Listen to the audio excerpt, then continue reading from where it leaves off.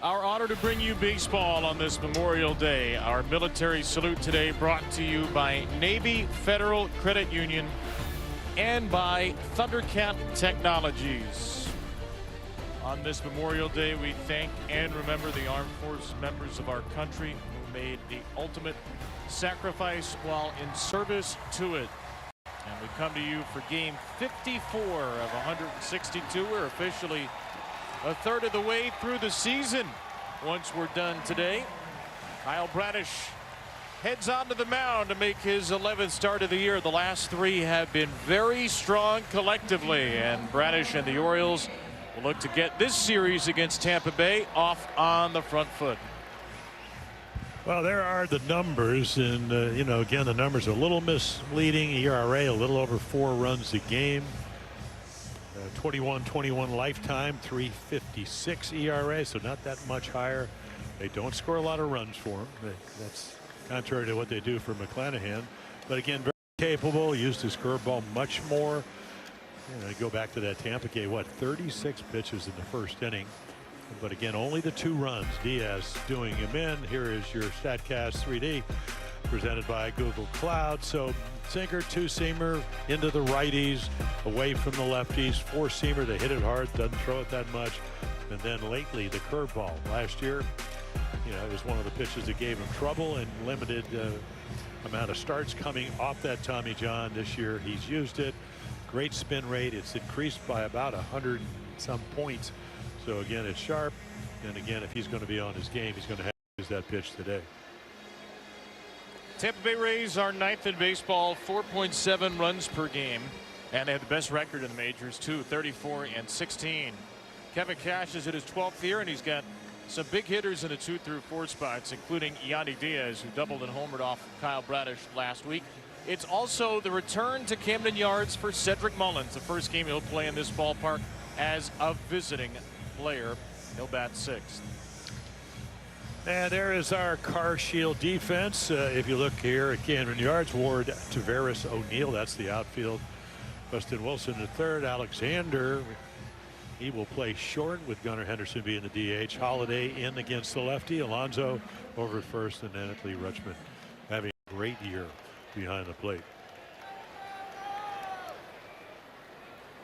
Well, it still appears to be misting, drizzling a little bit. Tarp was on the field till about an hour before game time, but we are going to get first pitch underway close to on time as Chandler Simpson, the speed demon, stands in against Bradish.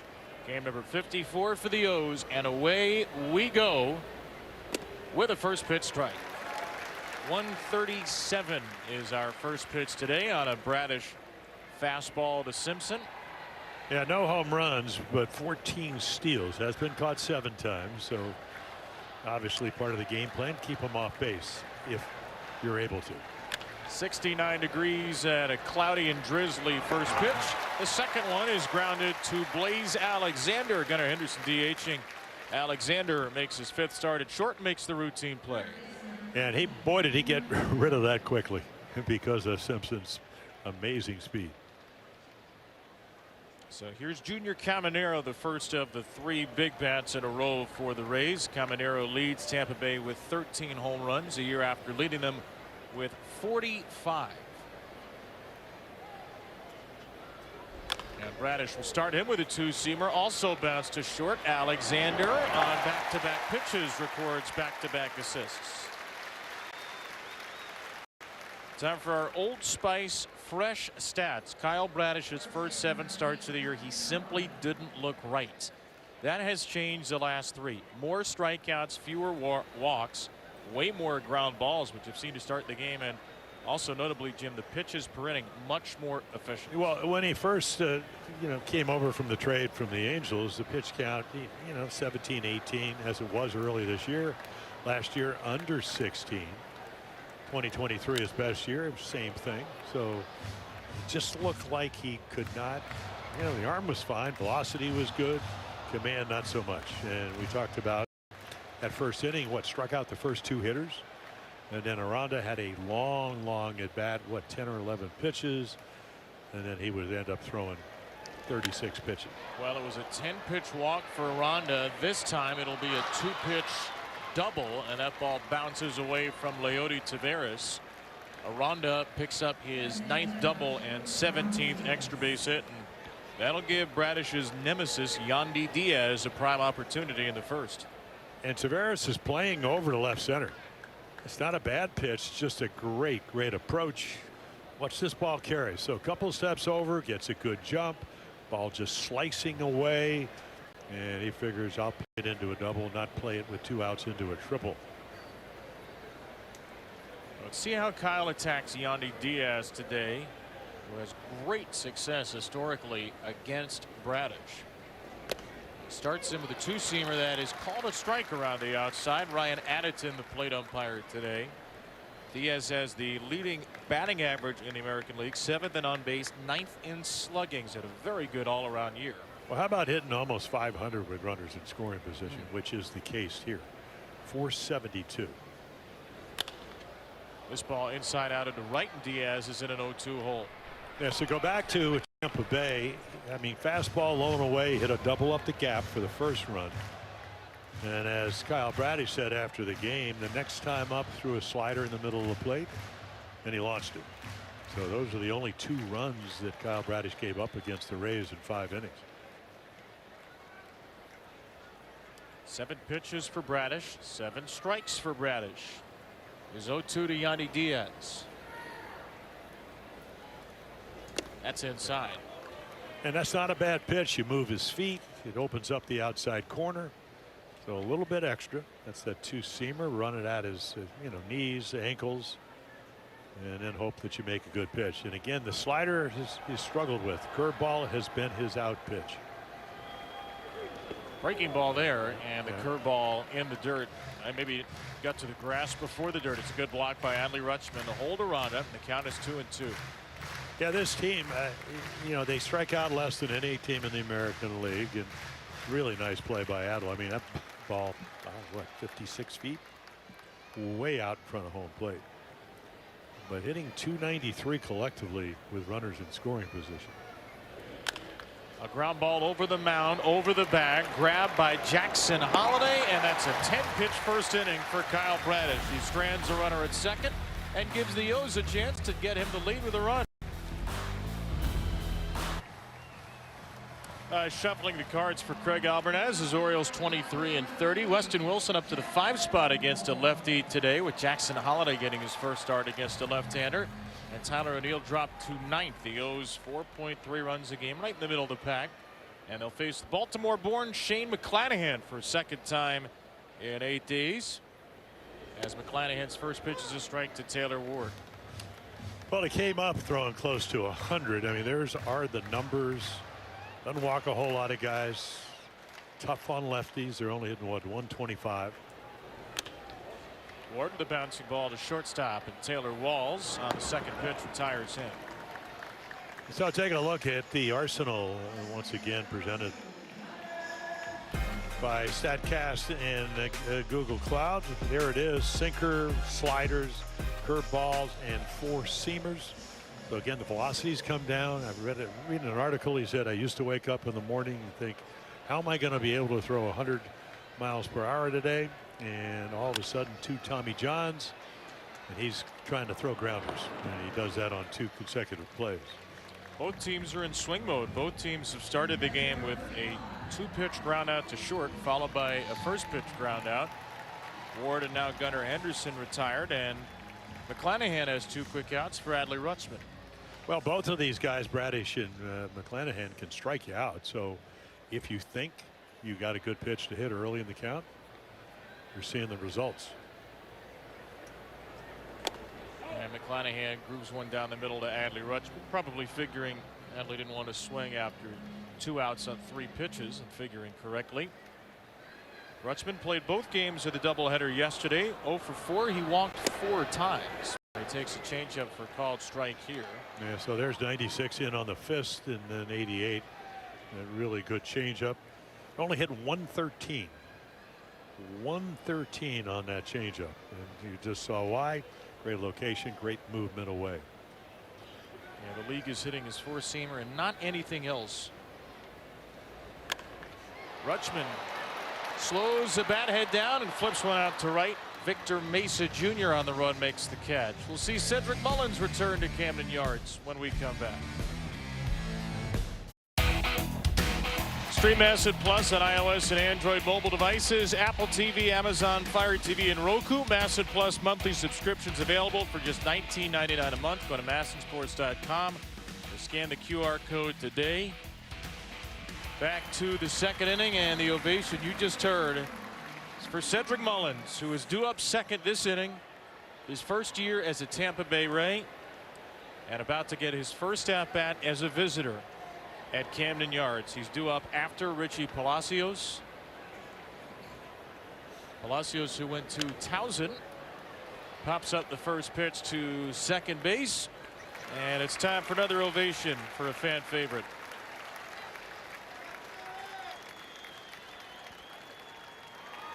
Center fielder number 31, Cedric Mullins.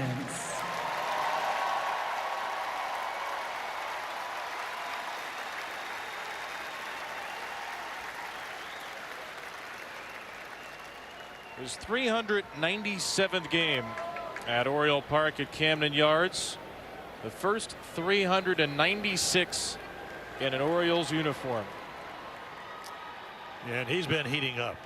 I mean, you look at the collective average at 192, but over 300 in the month of May. And you know he's going to be able to steal bases 10 out of 15.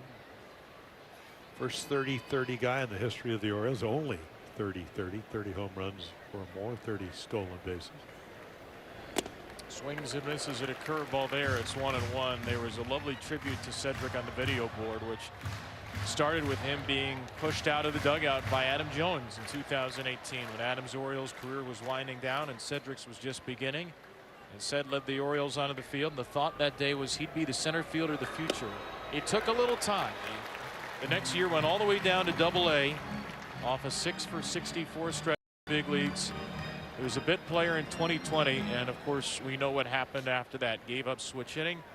2021 became an all-star, had that 30-30 season you mentioned, and then got to be a starter a couple of years later on back-to-back playoff teams, including an American League East winning team. I think one of the reasons he resonates, Jim, with so many Orioles fans is they went on that journey with him from the doldrums in 2018 to the amazing period of a couple of years ago. He was there through it all. Yep, he was. And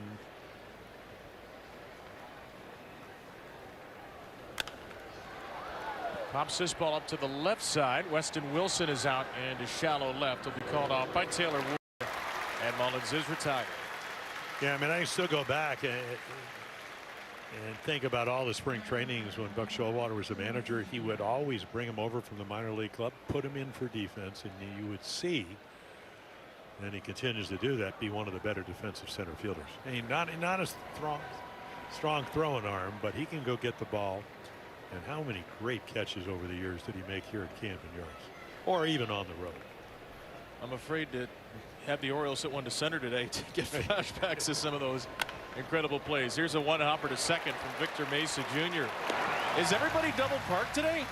We got flights to catch? I think it's the start of a series. By authority of the Orioles and may not be reproduced or retransmitted in any form. The accounts and descriptions of this game may not be disseminated without the express written consent of the Orioles. We just had a hot dog eating contest in the bird bath, and another thing for Mustard to lose this year. The guy with the relish shirt wins. That ball smoked by Pete Alonso in the middle. Richie Palacios is there. Did the rules change? Is it now 2 balls a walk, 1 strike, you're out? That's 24 pitches total in this game to 11 batters. Hey, I don't mind it. Guys are getting their swing off. Shane McClanahan has thrown 7 pitches to 4 batters.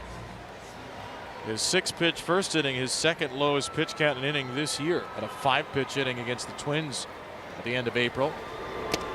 All 1 to Weston Wilson. I guess with a pitcher like this, sometimes the best pitch to attack is the first pitch. Well, yeah, and then how do you get him to do that? You throw strike 1. Great advertisement for that.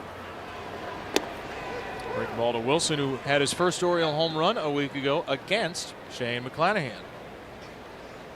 Yeah, he only throws the curveball what about maybe a little bit under 13% of the time, but when he does, they're only 2 for 17. So you don't expect it. Here's the home run a week ago for Weston. Got a fastball and knocked it out. And knocked that fan into the second row as well. We talk about it every time Weston Wilson plays. When he starts, he gets on base.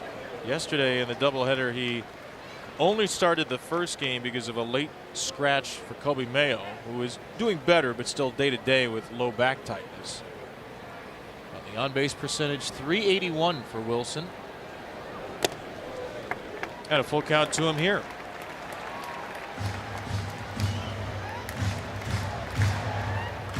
There is Kobe Mayo with a warm-up jacket on a 69-degree day. McClanahan's full count pitch. We'll do it again.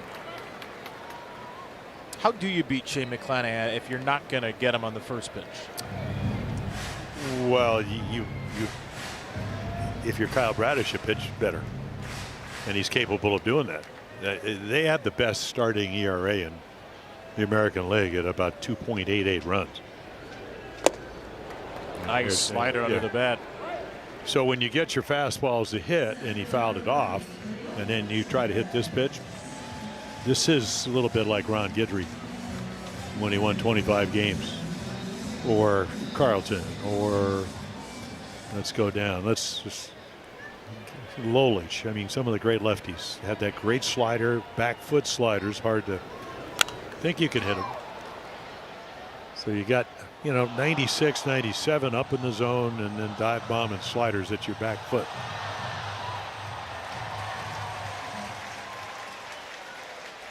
Leody Taveras starting in center today. 1-1 for Leody. Yesterday in the doubleheader, 1 for 7 with a walk, 3 for 10, a double and 2 walks in the series over Detroit. Orioles took the first 2 of that series to get back on track after being swept by the Rays, get a series victory. Yeah.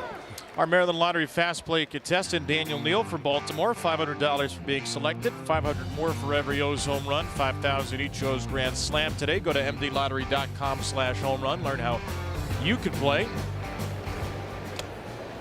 A little change up. So you're seeing them all. Here, some of the amazing numbers about McClanahan, and the Rays do a great job. This is his 83rd appearance.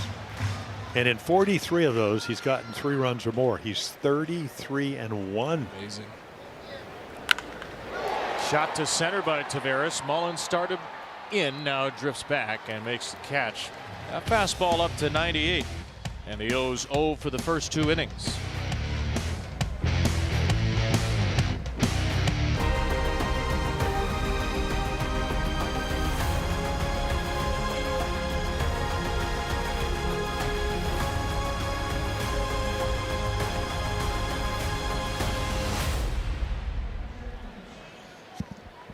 Today's military salute on Masson is brought to you by Navy Federal Credit Union and by Thundercat Technologies. Memorial Day 2026. We thank and remember our armed forces members who made the ultimate sacrifice while in service to their country. Third inning scoreless game. Adley Rutschman challenges the first pitch to Hunter Fiducia, and that is low. ABS powered by T-Mobile. On the first pitch of the third inning, the Orioles lose their first challenge. Yeah, a little 12-6 curveball, which is what Bradish's hook does.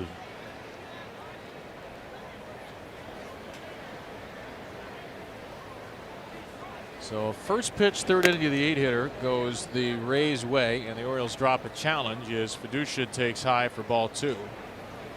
Hunter Fiducia, the Rays catcher in this game, 28 years old, having a pretty nice year as they're back up to Nick Fortes at his first career home run against the O's last week. And that's a called strike, 2-1. That was the game on Wednesday. The comeback for the Rays. He had his first career home run off of Shane Baz, and then to start the 8th inning rally, laid down a bunt hit. Fiducia, Walls, and Simpson. Rays 8-9-1. An efficient start for Kyle Bradish. As Fiducia hooks one down the line and right toward the corner. That ball is foul. Clanged off the door. Pretty good swing on a pretty good curveball.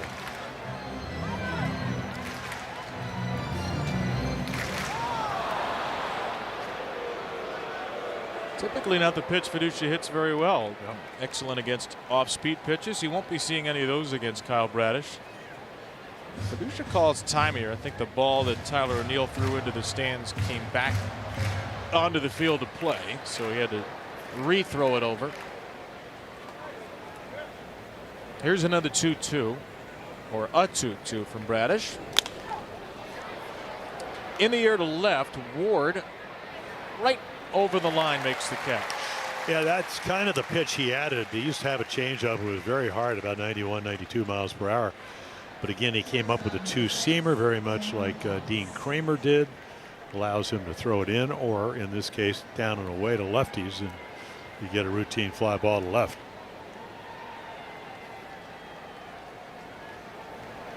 Bradish has retired the leadoff man all 3 innings and retired 7 of the first 8 Rays. Here's Taylor Walls. He's first pitch hacking as well. Driven out to left and Ward. Yep. That's 4 first pitch outs for Bradish. Well, swing at it, see it, and swing at it. You mentioned this, Jim. It was just 6 days ago. Kyle Bradish had a 36 pitch first inning against the Rays. He is at 23 pitches and 1 out away from completing the 3rd inning. Chandler Simpson, a second pitch ground out his first time. And there's a slicing fastball. And the other thing Kyle Bradish is doing, he has the lowest first pitch strike rate in baseball. Well, today, 10 batters faced, 8 first pitch strikes.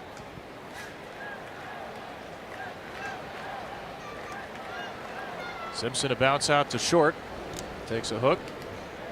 Well, even early in the year, I think the thing, and I never had Tommy John surgery, but you're thinking, okay, is your velocity down? I mean, we saw him actually doing the game when he tore the ulnar collateral ligament. Velocity through a pitch, I think against maybe the Phillies, 99 miles per hour.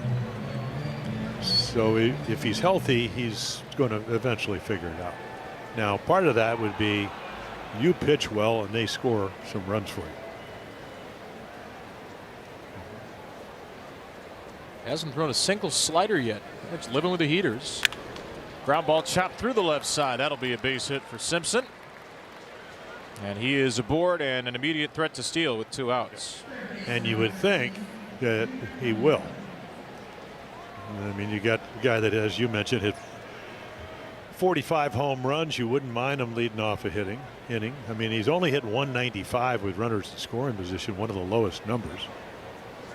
Today's Blue Moon bright spot, the curveball usage for Kyle, his previous 2 starts, the 2 highest curveball usages of his career.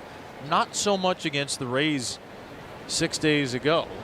Much more slider and fastball. That's the first slider he's thrown today.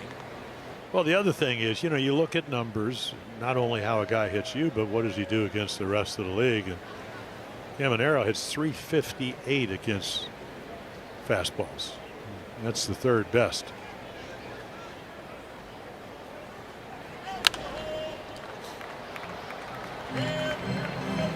Junior Caminero on a 7-game hit streak coming into the game, but he made the critical base running blunder of the Rays' loss yesterday. Scoreless game in the 8th with the Yankees. Oliver Dunn, the pinch runner, was going to score on a go-ahead hit in the 8th. Caminero tried to go first to third and got thrown out by Cody Bellinger at third right before Dunn slid into home, thus negating the run. The Rays would be walked off by an Aaron Judge homer. To second, that ball scoots away from Holiday. It sits right behind him, so Simpson has to hold at second. But a short hop that eats up Jackson Holiday gives the Rays a second base runner with 2 outs. Oh, take a look. I mean, the ball's right at him. Not an easy play. Tries to one-hop it and unable to do it. Chooses the short hop. Makes it a little bit more difficult. That will be deemed a hit. Wasn't hit terribly hard by Caminero, but a base hit for him, an 8-game hit streak now. And here's the American League RBI leader with 2 on and 2 out, Jonathan Aranda. And how does he do that? He's over 350 with runners in scoring position. If you're with us early, he doubled. Pretty good pitch up and away, hit it to left center. 329 in the month of May, 417 on base percentage. Down and in with a slider, and it's 2-0.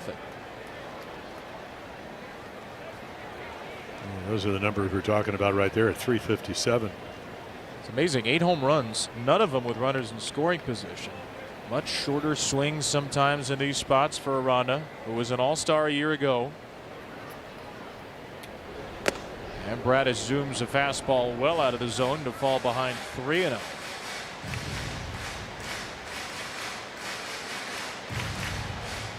And it doesn't get a whole lot better because if he gets on, and I don't know if he'll be swinging here or not because the guy on deck's hitting 472 with runners in scoring position.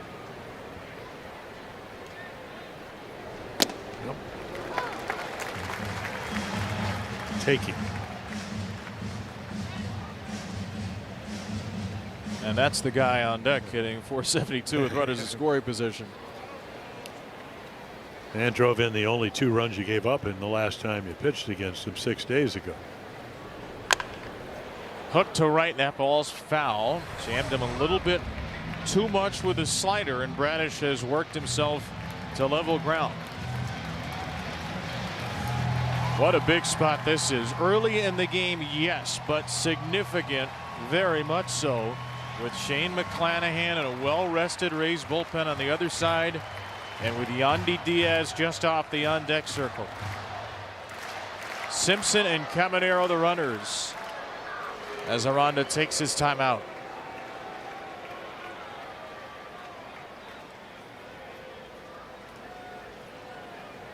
Bradish has gone from cruise control to a sudden stop-start traffic jam.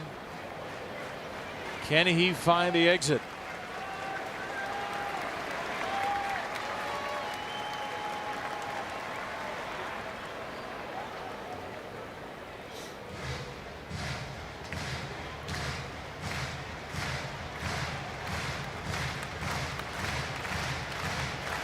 Longest at bat for any Ray today. It'll be his 6th pitch to Aranda, who had that 10-pitch walk against Kyle a week ago. He strikes out swinging, and Bradish gets off the highway with a couple of Rays stranded aboard. It doesn't get any better than this. It looks like a cutter, but it's a 4-seamer that goes right to left. Perfect spot. Gets him out of the inning.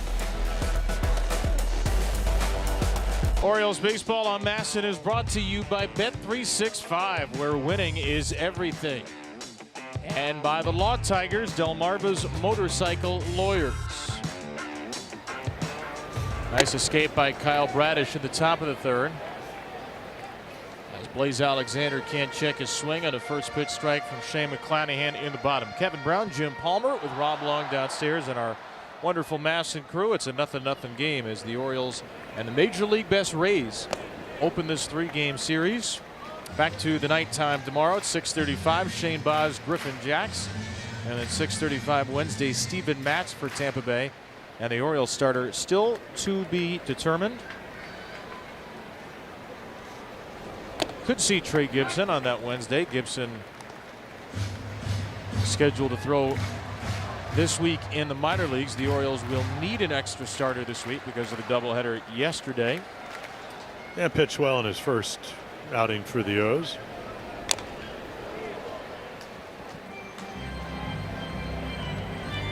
Blaze Alexander, couple of rockets in game 2 yesterday.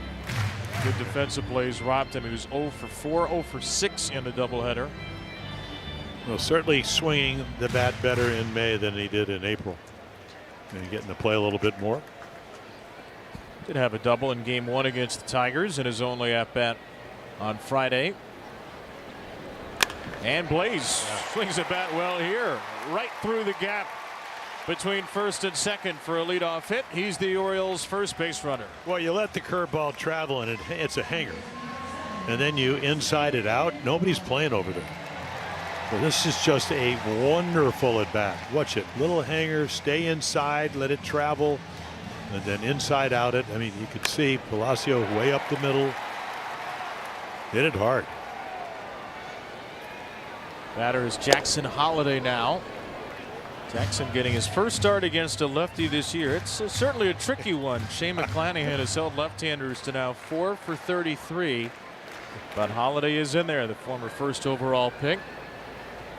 And a home run on Friday night. Some long at-bats yesterday. Well, yeah, a 125, career 240. Actually, lefties hit McClanahan better than righties, but not for OPS. That's slugging and on-base percentage. But this year, a little different. Did make good strides against lefties a year ago, even if the numbers were still below average. And Craig Albanez is trying to find the right pockets for Jackson against lefties. Not going to play him every single day as he still rounds into form, missing the first month and a half. Recovered from the Hammett injury. Good take there. Yeah, I think in a perfect world at age 22, you figure, okay, can he play every day? I mean, 200 is what you talked about last year off of lefties. Hit 4 home runs out of his 17. 2-2 for Holliday. We'll wait. Throw over to first. And look, the Orioles want to get to a point with Jackson Holliday where he is just an everyday plug him in, don't think about it player. Still only 22 though. Alexander's on the run and he'll have to retreat. Jackson gets a piece of the slider.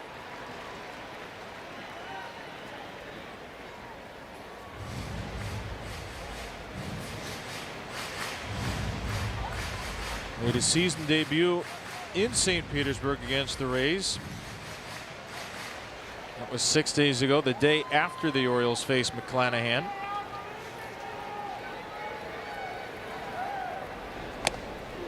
And Holliday punched down on a slider.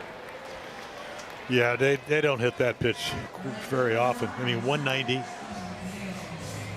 McClanahan would have given up 2 home runs, one of them on a slider. But this just fools him. Couldn't quite get it going.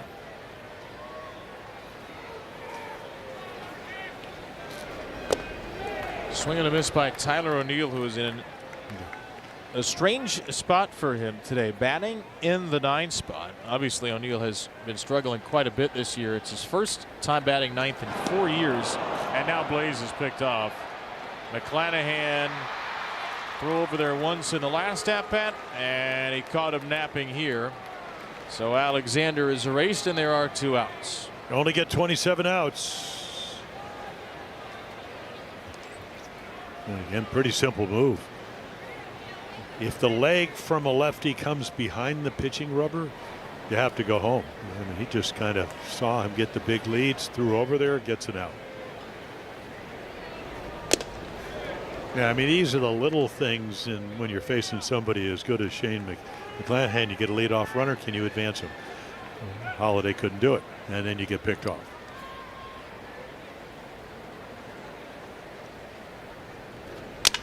O'Neill off the end of the bat. That will drop. In the 9th spot, Tyler O'Neill picks up a knock, just his 3rd hit of the year against a lefty. Well, we talked about yesterday, 11 hard hit balls, only got a run, 3 hits. This one's softly hit, little change up, it stays up, hits it off the end of the bat, finds a hole out in the left center. And what it does, it gets a guy that can hit home runs. Last year hit 17 home runs off of the lefties. I don't know if he'll do it off McClanahan, and that's Taylor Ward.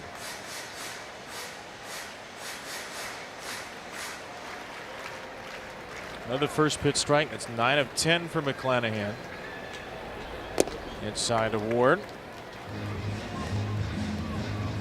Taylor 4th in the American League in on base percentage, tied for 2nd in doubles. And 2 for 8 with an RBI in the doubleheader, 3 for 13 against Detroit. And he inside outs this ball to right. It'll hang up there for Mesa and end the inning. 2 hits for the Orioles, but a pickoff erased 1, and we're scoreless to the 4th.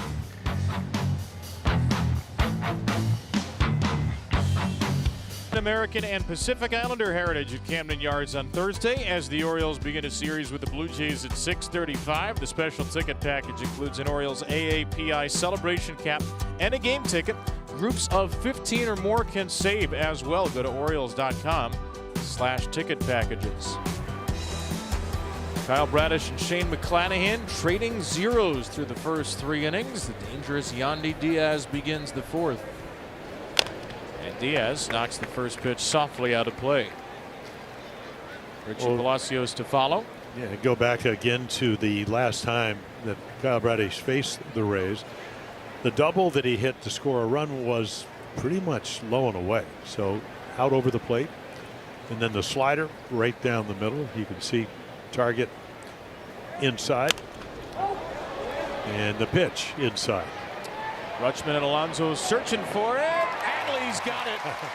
And a helping hand from Dustin Lynn along the rail. Well, a thundering polar bear coming your way, and he still is able to catch it. A polar bear and a beaver chase the same ball, and the beaver ends up winning. Really nice play. Had to go a long way. Nice pitch by Bradish. Got it up and in on Yandy Diaz. So again, you're looking for outs, especially leadoff batters in a 0-0 game. Now he's retired all 4 leadoff batters. Palacios, a first pitch pop out. Takes a good hook.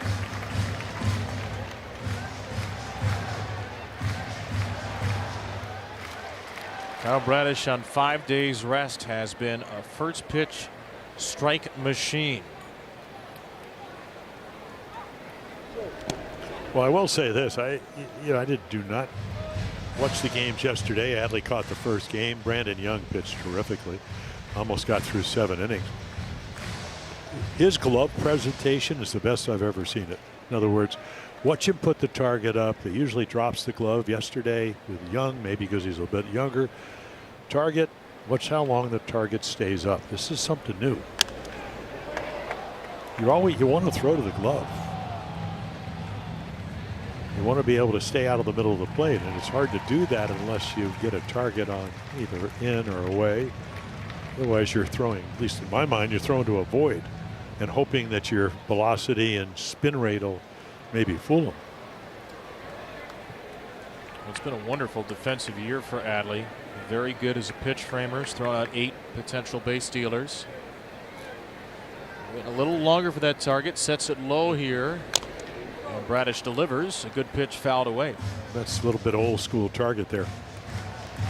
And I asked Drew French last year. I said, why do they put the target in the middle of the plate? He said, well, because our pitchers miss the target, and most major league pitchers miss it by 9 to 11 inches. The plate's only 17 innings wide. It's a big miss. But maybe that's because you don't practice throwing to the glove. Palacios muscles this ball out to right center field, and Leody Taveras is there. Well, we've been celebrating hot dogs all day. We had a hot dog contest out in Birdbath. Mustard got some special glow up on the scoreboard, and we have a special hot dog here. Burt's Beef Dog, homemade chili and shredded cheddar cheese. It is our chili cheese dog here on this Monday. Will this get us a win? I might even take a bite of this. Take a bite of it. It's not a chicken wing. You're a hot dog guy. You actually did have a hot dog earlier today. You're going in for the kill right now. Here's Cedric. This is quite tasty. Quite tasty? Yeah. Quite tasty? Well, I like hot dogs. I like buns. I like lettuce. I like cheese. I like chili. What's not to love? No, exactly. Got little scallions on top as well. Oh, yeah. I didn't see that, Scott. I think you'll be in the next hot dog contest. You ever been in a hot dog eating contest or any sort of eating competition? No, I'm planning on the next off day going down to Canton. Uh-huh. What's the best wing place down there? I mean, there are a few. Okay. Give me a couple of names. I gave you a few names last time. You know, I did neglect to mention Mahaffey's. I love Mahaffey's wings as well. I'm going down there and see how many I can eat. I have actually been in one food competition. Cooking or eating? No, eating. It was in the minor leagues, me versus a burly firefighter up in Syracuse, New York. Who could eat 4 pulled pork sandwiches first? Who do you think won? The Burley. You would be incorrect. Really? Yeah, he was halfway through the third. I dusted him. See, I was into eating pancakes, which I know in my honor you had some today. I did have some pancakes today. Wonderful pancakes here at the park today. That's a strike to Cedric. Nice little two-seamer. Yeah, that was almost like a changeup. Just took a little off, got it right on the corner. They play him a couple of steps to left center. And again, remember, he can turn on some fastballs. And that's why they throw him a curveball. Kyle remembers. We saw Cedric really more dramatically as his Orioles career went on drive the ball middle away to the pole side. You can see teams beat him often with velocity. 341 over his last 13 games after a very, very, very slow start. And down and in, did he go? No, Mullins holds up on the check swing, so that's the first walk for Bradish. A 2-out one here in the fourth. So a little bit of speed. So this is what they're looking at. Nope, did not swing. 10 stolen bases now at first base with 2 outs.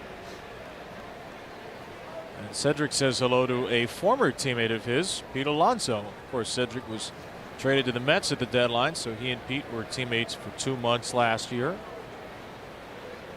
Victor Mesa Jr. in his season debut takes a two-seamer wide. So a walk and a strikeout. Those are kind of low numbers for Kyle Bradish. Usually strikes out more than that. Came in 58 strikeouts, 52 in a third innings. So much more efficient. You can see how big a lead Mullins had. Swing and a miss by Mesa, who was called up from AAA yesterday. Johnny DeLuca on the IL. Comes to the big leagues riding a 16-game hit streak, which was the second longest active in the minors, 16 with the Durham Bulls. Mesa made his major league debut last year, 6 for 32 in 16 games with the Marlins, and was traded to Tampa Bay this February. Now there was a Victor Mesa. Is Yes. that his dad? Victor Mesa is his brother. His dad is just Victor Mesa. His father, Victor, was a wonderful Cuban outfielder who played 19 years in professional baseball in Cuba in the Cuban National Series down there. Actually won gold medal at the 1992 Olympics. And Brian Anderson, our friend who's the analyst for the Rays next door, told me today he faced Victor Mesa and now calling his son's games, which is one of those wild baseball connections. The batter's Townsend pitch. Wow, this is interesting. ABS powered by T-Mobile. This sure looked like a strike. It sure is. The call is confirmed. The Rays have 1 challenge remaining. Yeah, why on a 1-strike pitch? You know, maybe 2 calls you out. You think you might be able to hit a ball in the corner or something. And as you said, down to 1 challenge. Not the way you want to endear yourself to your new teammates in your Tampa Bay debut. Mullins still at first, and strike 3. Not going to challenge this time, are you, Vic? Boy, wouldn't it be great if he did it back to back? It sure would. We'll take the K.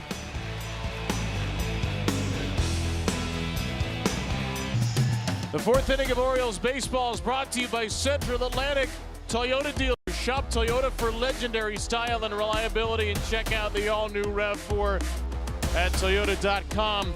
Speaking of legendary, Mustard is on the board in 2026. They're going crazy in the stands, rating condiments and dogs, mass hysteria. Mustard snaps an 0 for 27 streak to start the year and gets on the board after a tie for second a year ago, 27 wins, 26 the year before that. Win number 1 for Mustard. About time. About time. Yes. Mustard was spotted down in the minor leagues this past week. You see that? He was training. He's doing some training in Frederick. And he is the champion today on this Memorial Day Monday. So congratulations to Mustard. I don't know actually if it's he. I'm not sure what the genders of the hot dogs are, but Mustard has won, and our long national nightmare is over. Well, see, there's more sugar in ketchup and relish. So maybe not enough energy for mustard, except on a very important day, Memorial Day. Where the sun is just threatening to peek out a little bit here. Ground ball, Gunnar Henderson to first. Aranda will take the roundabout way. Well, it was supposed to rain right around 2 o'clock, and it did. And then the rest of the afternoon is somewhat overcast. And I think this game goes to 9 o'clock. It's supposed to rain again. Okay, well, let's hope it doesn't go to 9 o'clock. Rob Long, what say you? You drive down there? Let's hope for many reasons it doesn't go to 9 o'clock. Yesterday was a really long day with a day-night doubleheader. You two know nothing about that, slackers. But I had a chance to talk. I had a chance to talk to Adley Rutschman before the game, and I asked him did he prepare any different because of yesterday. He said, first of all, the half hour in between games is much better than 2 hours plus between games because you have to actually get ready for 2 games in one day. It doesn't feel that way with traditional doubleheaders.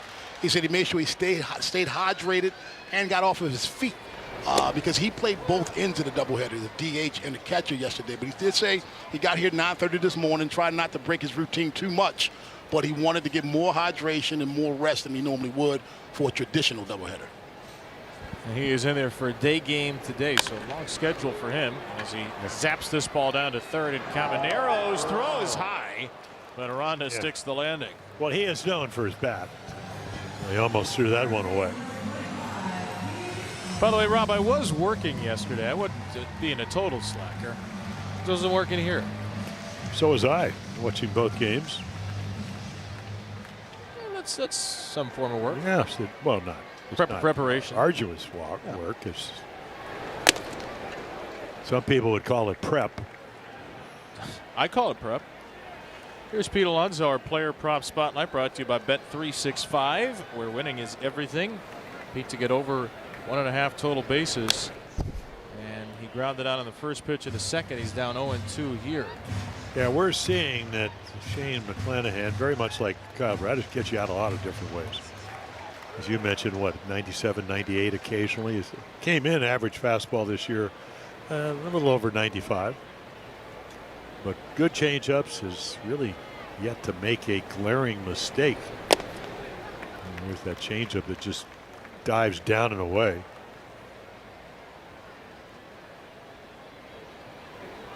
Well, Pete had some hits against Shane a week ago. 2-run double. Started off the game with a single.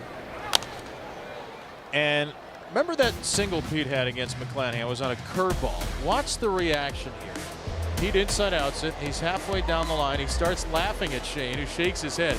I caught up with Pete after the game.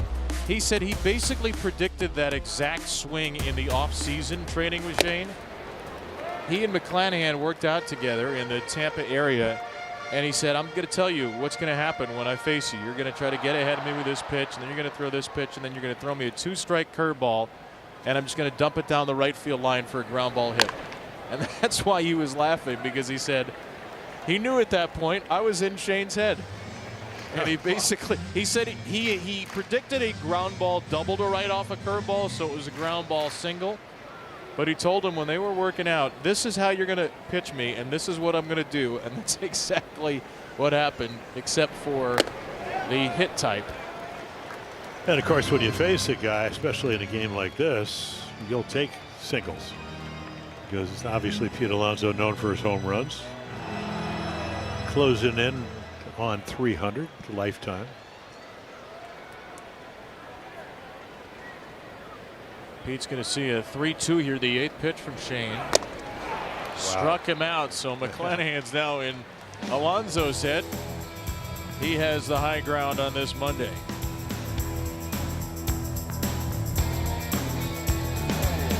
It's Star Wars weekend at the Yard. Post-game Friday, Star Wars themed fireworks presented by SeatGeek. Saturday, 15,000 fans take home a Jordan Westberg Star Wars bobblehead presented by PNC. And Sunday, 10,000 kids 12 and under get a Star Wars poster. Orioles.com/tickets, and don't miss this epic galactic weekend. Orioles will play the Blue Jays during the Star Wars weekend. Playing the Rays right now in a little American League East run. Kyle Bradish high to Hunter Fiducia as we begin the 5th. Still 0-0. Shane McClanahan at 50 pitches through 4. Bradish at 53 through 4, just through his 54th. Fiducia to center field, and a nearly motionless Taveras. So many quick outs for Kyle Bradish today. Just going up and down the scorecard here. That's 8 outs in the first 2 pitches of an at-bat out of the 13 outs he's recorded. Well, totally different than early in the year where his command was just a little bit off. So instead of strike 1, it was ball 1. I always thought that when you get to the 2-2, 3-2s, they get to see more. If you go 3-2, you don't want harder to make a better pitch because you don't want to walk somebody. Today, you just don't want to give up any runs, as good as McClanahan is. So the writing is on the wall, so to speak, for Kyle Bradish, and the same with McClanahan. Taylor Walls line out to left. He's 0 for 13 career against Bradish with a walk. And that's a high strike for Kyle, 93. Yeah, it just looks like a cut fastball, but that's just the natural right to left break of the four-seamer, and then his two-seamer goes left to right.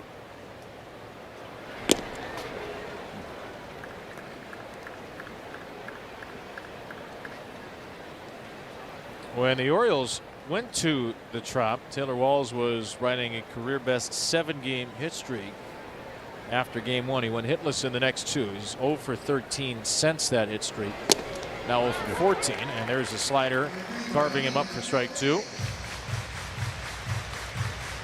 Walls a wonderful defensive player, one of the better defensive shortstops in the game. Craig Albertaz raves about him from their time together in the system. Has always been a glove first player.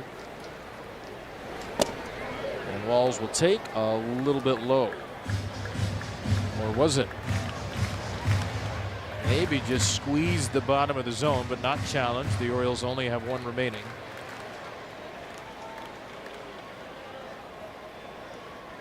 So here's the 3-2.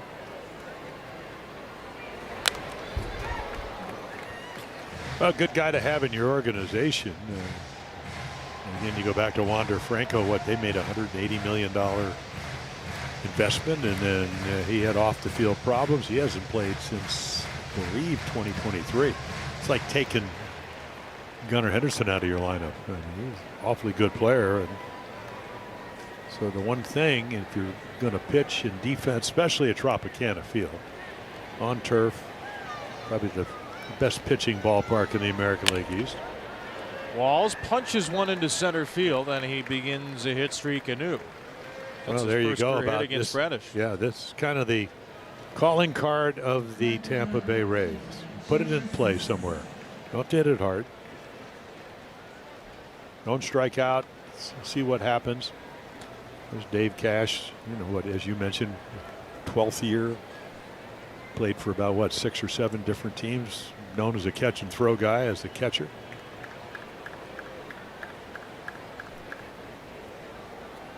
Chandler Simpson now 3rd time through the order for the Rays. Down and in.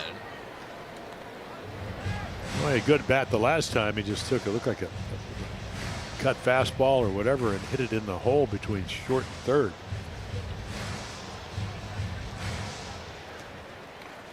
And Weston Wilson at third plays him in. Look, you can see how shallow he's trying to take the bunt away because of this. Simpson has incredible speed. 5 straight first pitch balls here for Bradish. There goes Walls, a swinging bunt by Simpson. Bradish better hurry. Just in time. A little shot put to first. Well, Kyle Bradish is very agile, fields the position well, and if you don't, it's going to be a base hit.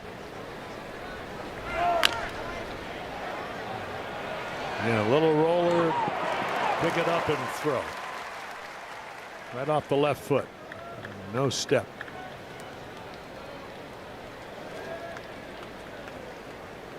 Simpson went home to first in 3.87 seconds. That's insane. It's not Mickey Mantle at 3.3. How about hitting 521 lifetime home runs and being able to get to first base before you had knee problems in 3.3 seconds? Before you could blink. Well, Junior Caminero is coming up. Adley Rutschman sensing the gravity of the moment, heads out to the mound. Rays have a runner in scoring position, which they had in the first. Diaz grounded out. They had 2 on with 2 outs in the third. Aranda struck out. So the third time in the game they get a runner to second base with 2 outs. Caminero grounded out and then reached on what's called an infield single, a ball that ate up Jackson Holliday on a short hop.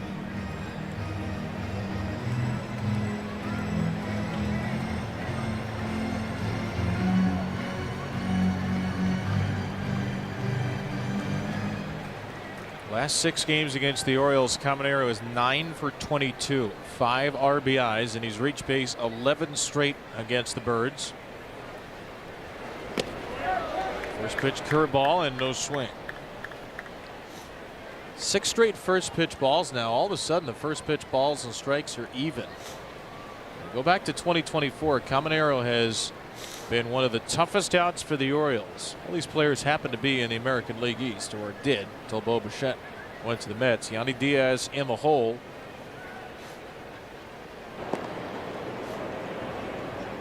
Well, for a big guy, and as you mentioned, he struck out 125 times last year, which used to seem a lot. Now it's not a whole lot and hit 45 home runs. Tremendous bat speed, maybe the highest in the league, almost 80 miles per hour. That average around 72, I think.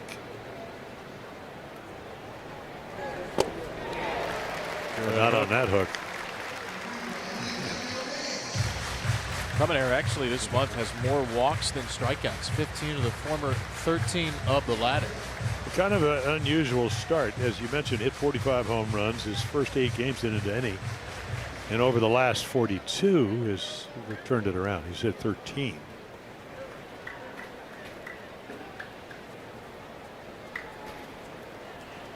He's got 5 home runs on pitches out of the strike zone, too. That's the most in the majors. A good ball hitter, a bad ball hitter. Junior Caminero. Rutschman to second base on the pitch that was called inside, a 2-seamer. It's 2-1. Well, I used to, lived not that far from Jupiter, Florida, where the Cardinals changed it. When Bolos came up, I said, every spring, I said, why does the National League pitch to him? He said, well, we pitch him 3 or 4 inches off the outside corner, and he hits him over the right center field fence. So maybe Caminero is, as did Chris Davis for the Orioles. You think you're making good pitches, and if it's away and you get great extension, there's your sinker in. You're talking about Albert Pujols, who was Junior Caminero's winter ball manager a couple of years ago, and also managed the Dominican Republic team in the World Baseball Classic. He has called Caminero, we've said this before, he's called him a future Hall of Famer. A guy who will certainly be a future Hall of Famer, Albert Pujols. 2-2. Got a piece. That is a foul ball. Hadley's trying to redraw the foul line.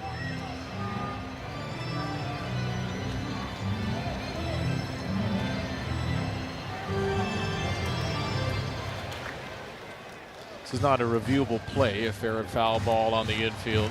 Well, Craig Albertnez looking on, first-year skipper for the Orioles, his former catcher. So a lot of times umpire calls any ball at a batter's feet, whether it hits it or not, foul. But a lot of times it's got a lot of spin. It'll be his 6th pitch here, 70th pitch in the game. Walls at second, the potential first run of the game.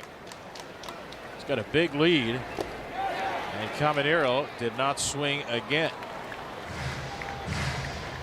This is a really good battle. 3-2 with Aranda on deck.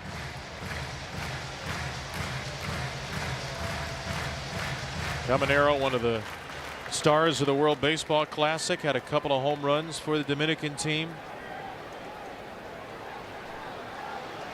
Bradish has not had a ton of stressful pitches today. He's had to throw some here. Can he get the finishing touch on 3-2? A ground ball, foul instead. Well, so far he's been able to stay out of the middle of the plate. That two-seamer running in right underneath his hands. And remember, this team hits 293 collectively, and Caminero 195, so he's almost 100 points lower. The second best runner in scoring position average in baseball, the Rays. Another 3-2 coming. 8 pitch from Bradish. Swing and a miss. Inning over with a strikeout. Well, last year on Kyle Bradish slider, they were 2 for 32, and this was last year's slider. You need it out. You go to what you did best last year, perfectly thrown breaking ball. Orioles looking to score off of McClanahan.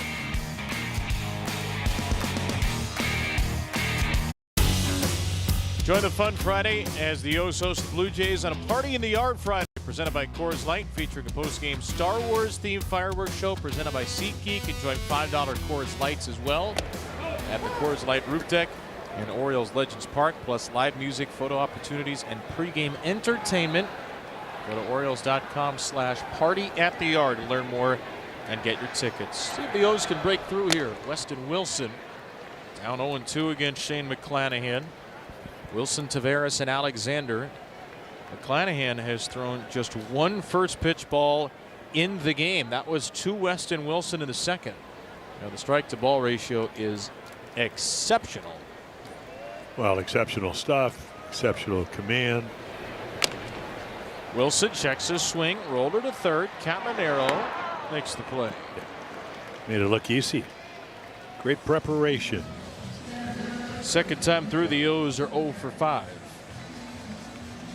A good changeup, and again, you talked about Brian Anderson, a former major leaguer, does the color television. He said the last 4 starts, each time it's been a little different mix. Sometimes more fastballs, sometimes more curveballs, changeups. So again, he's an outstanding starter when he's healthy. Amazing. Imagine 2 Tommy Johns and then a nerve irritation problem last year. Here's a butt push by Taveras. McClanahan just flings it away. A wild chuck of the glove, and Leone's into second. And he's going to walk back to the mound going, yeah, it's on me. Well, sometimes you just have those brain fogs, and that was one of them. There's no way in the world you can throw him out. It's good bunt, you have good speed, and then you turn a single into a double in a nothing game. Cesta. When's the last time you practiced that in spring training? Single and an E1. Yeah. Shane was trying to end up on SportsCenter, and he may end up on the not top 10 on SportsCenter. So Taveras to second base. The Orioles, for the first time today, get a runner to second. And now let's see if Blaze Alexander can drive him home.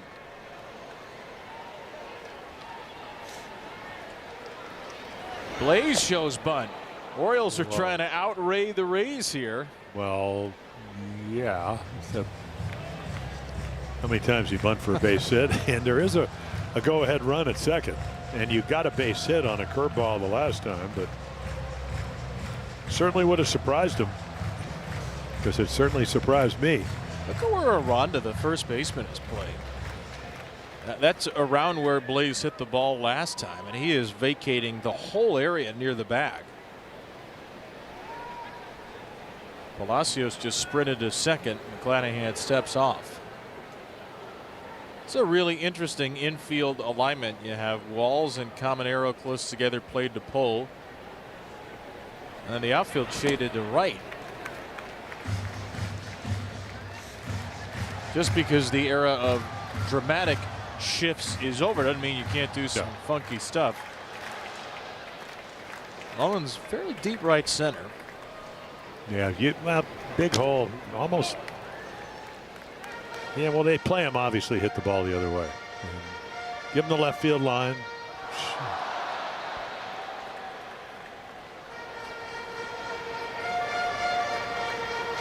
Blaze grounded a ball to right field for a hard hit. 2 for 8 on the homestand with a double.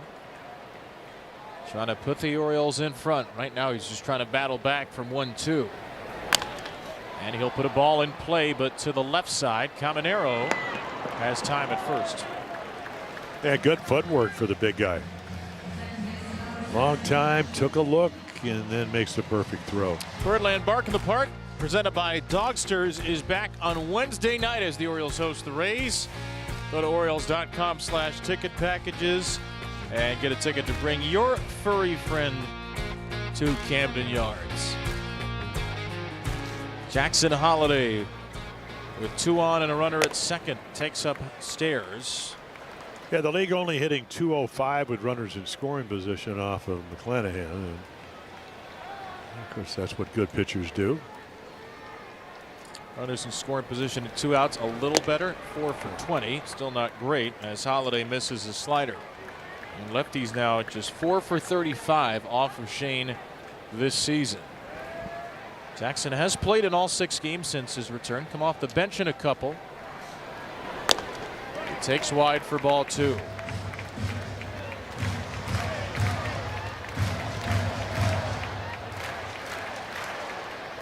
Holliday now 2 for 12 with a home run and a couple of walks. And he's 1 pitch away from another walk. He had that critical walk in game 1 yesterday with 1 out in the 9th inning on Kenley Jansen. Stole second, eventually stole third, and would score on the walk-off Colton Cowser home run. Ian Leody Taveras set that up with the walks. Right now Jackson's trying to bring Leody in. As he takes ball 4, it will be challenged by Fiducia. ABS powered by T-Mobile. The Rays have 1 challenge remaining. And now they're out. Pitch is confirmed. Tampa has no challenges remaining. In the 5th inning, the Rays challenge counter down to nothing, and Holliday does work another walk. And Kyle Snyder, long-time pitching coach, is going to be coming out. Have a little conversation. Tyler O'Neill, the soft single to left center the last time, so I'm sure they'll be discussing this. I don't think that's a bad challenge because, you know, if he's out, he's out. And they get to go in the dugout. Well, now it's an advantage for the Orioles because the Rays are out of challenges. The Orioles have 1 left, and they've got 2 runners on for Tyler O'Neill. Hey, this MLB season, get a Baja for a blast. When an Orioles home run clears 420 feet, you score a free 20-ounce Mountain Dew Baja Blast by registering at BajaBlastHomeRuns.com. O'Neill had a Baja bloop his first time, a broken bat single. He was just 2 for 39 against left-handers coming in. There's been much written and discussed about his struggles against lefties, so it was good to see him pick up a hit, soft though it may be, in the 3rd inning. O'Neill takes a heater down the heart for a strike here. And a nice walk by Jackson Holliday. Young hitter. Did not chase, did not let the pressure get to him. It's the 2nd time in O'Neill's career now. He's facing a left-hander in the 9th spot after Jackson Holliday got that walk in the 8th spot. First time was September of 2020. O'Neill guides the slider out of play. Craig Alberta has talked about Tyler O'Neill again before today's game. Said some of the swings of late have been good. He said, I think Tyler is closer than he thinks he is, maybe. I don't know how good that is. Because Craig's not going up to home plate. That's low for ball 2, 98 for McClanahan. I would rather have my hitter in the dish. Feel good about himself. And he probably does, as you mentioned. I mean, he didn't hit it hard, but he did get a base hit. Same kind of hit here will give the Orioles a lead. A little dribbler. McClanahan's going to have to make another play, and this one he does. Yep. Had an error earlier in the inning. The Orioles strand 2 here, though, despite the pressure.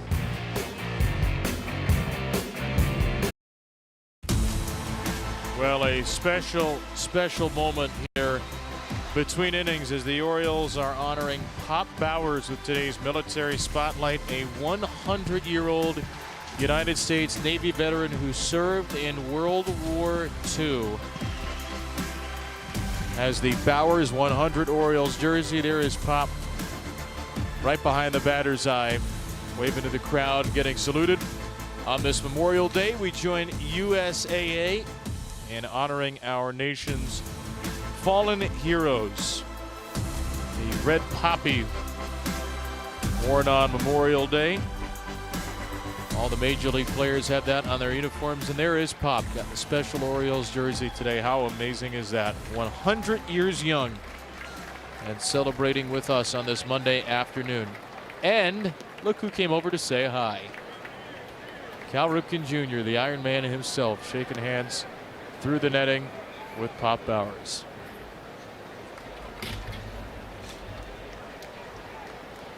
Special way to celebrate on this final Monday in May, Memorial Day 2026, as the Orioles open this series with the Rays. And both teams are still looking to score. Kyle Bradish 72 pitches, Shane McClanahan 69. Bradish look at the heart of the Rays order for a third time.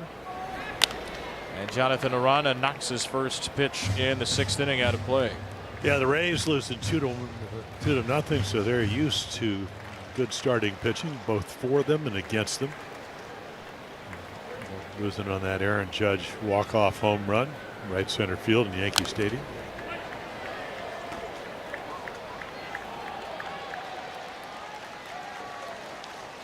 Well, there's the line for Kyle. He's only walked 1.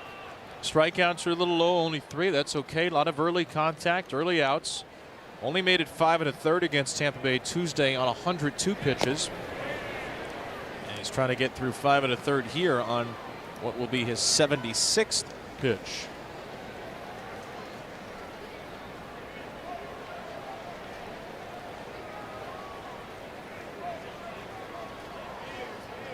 Has largely worked well at the top of the zone today. He struck out Junior Caminero to end the 5th on that slider down and away. And he goes up here as Aranda punches one down the line and out of play. Let's take a look at Kyle's outs today. You see the Caminero slider down and away. But 11 of those 15 outs, Jim, on the 2 different fastballs. Yep, Aranda struck out on a 4-seamer up and in, acted like a cut fastball because of the movement. 5th pitch. He goes down. Aranda digs it out to deep right field, and that ball is in play, or no? It's going to be a home run as signaled by Lance Barksdale. It did hit over the short wall and right. We showed you where Kyle's been getting his outs up in the zone. He misses down, and Aranda, the American League's RBI leader, hits his 9th home run. Tampa Bay has the game's first run in the 6th inning. And 5 of them on breaking balls. He came in over 300. It's not a horrible pitch, but it ends up down in the middle. So that means he's going to pull it. And there is your result. Short porch out in right field here at Camden Yards.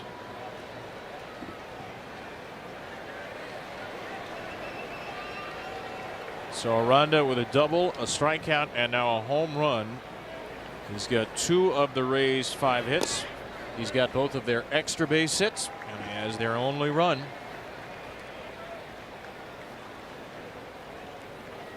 His 39th RBI in 51 games, the most in the AL. And it took a while before somebody could touch home plate.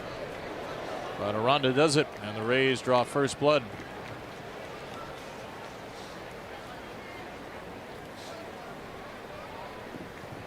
Yandy Diaz, who has grounded out and fouled out. Typically hits Bradish very well.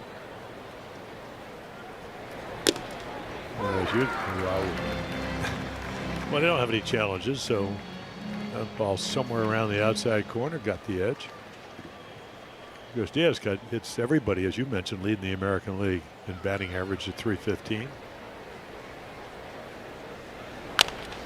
Diaz to the right side, punch right to Alonso. Bradish is there, and he beats Diaz to the bag by 11 steps. You would have beat it to the bag from up here. From up here. zip line down on the net. Stream Massive Plus on iOS and Android mobile devices, Apple TV, Amazon Fire TV, and Roku. Monthly subscriptions to Massive Plus are only $19.99 a month, so scan the QR code on the bottom right or go to massivesports.com today. Well, Bradish is through 5 1/3 on 21 fewer pitches than it took him against the Rays on Tuesday. That's the good news. Really good hook to start Richie Palacios, is swinging out of his shoes. This is still another great start for Kyle. He just hasn't received any run support to date, but his last 4 starts now, you're looking at 23 2/3 innings and only 6 earned runs. Breaking ball swatted to second. Jackson Holiday there for quick out number 2.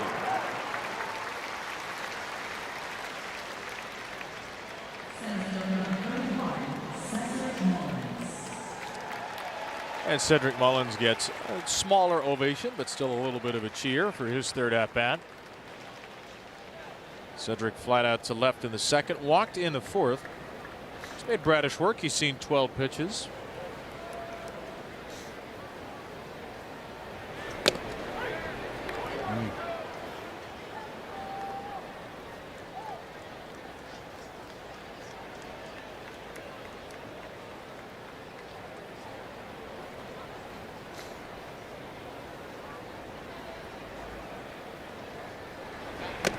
Mullins over 1,500 plate appearances here at Camden Yards.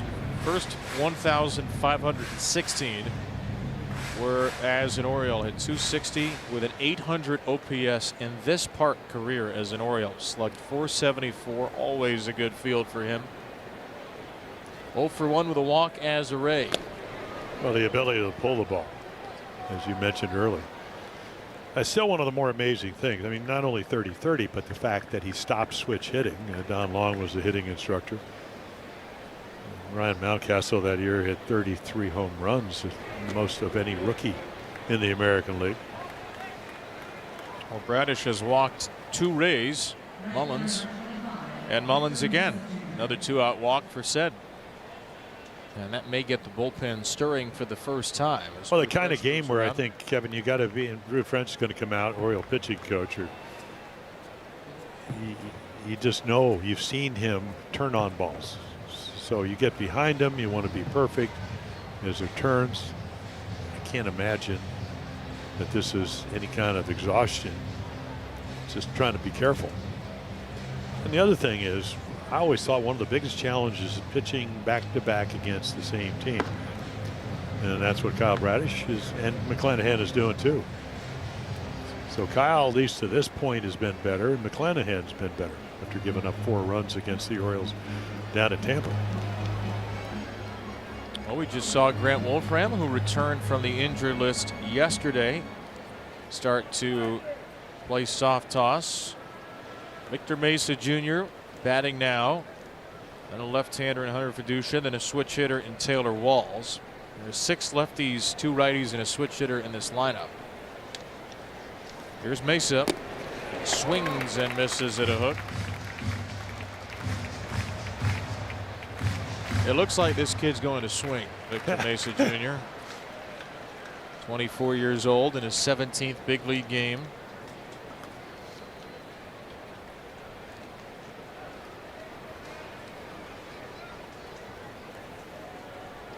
Bradish trying to complete 6 innings for a 4th time this year and for a 3rd time in the last 4 starts.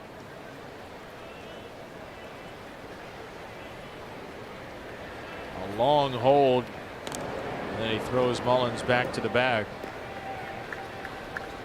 Only 3 steals and 5 attempts against Kyle Bradish this year.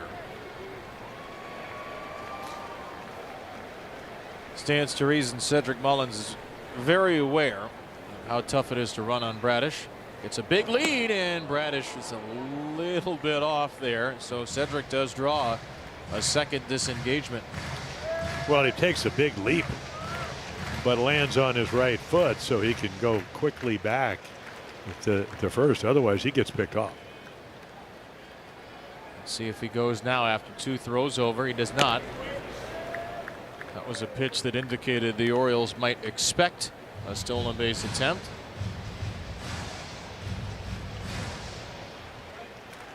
Next pitch will be the 90th for Kyle, who's thrown 100 or more in the last 2 starts.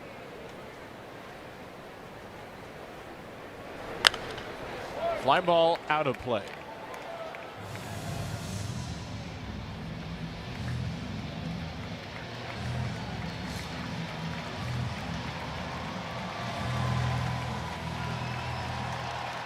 So can Bradish make another big 2-out pitch? He's made a lot of them in the game.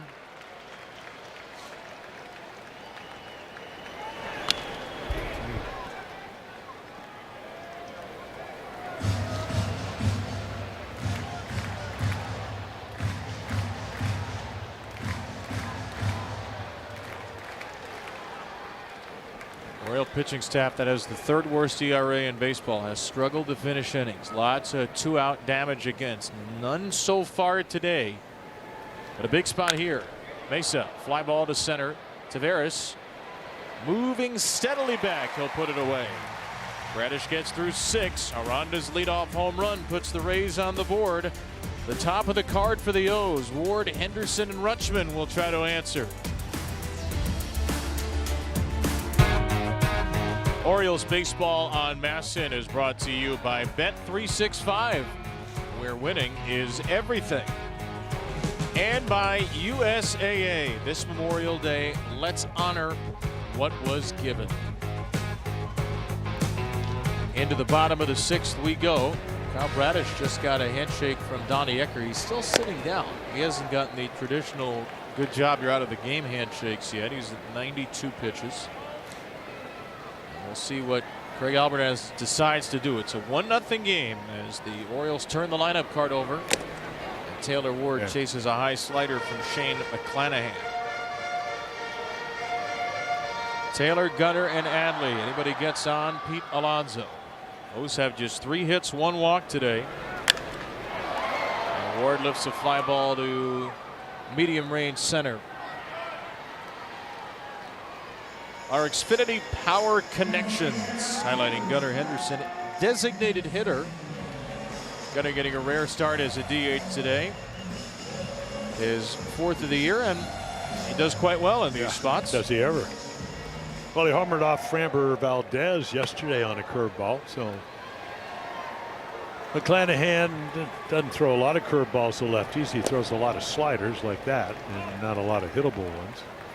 You know, the last home run a lefty hit off for Shane McClanahan was 2022 in this ballpark, and it was Cedric Mullins, his now teammate. So time to change that, wouldn't you say? Cedric led off a game against the Rays in 2022, July 26, with a first pitch home run. The Orioles would win that game 5-3. Up and in Gunnar, 97 near the chin. And just remember, the Orioles have never, ever beaten Shane McClanahan. 7-0.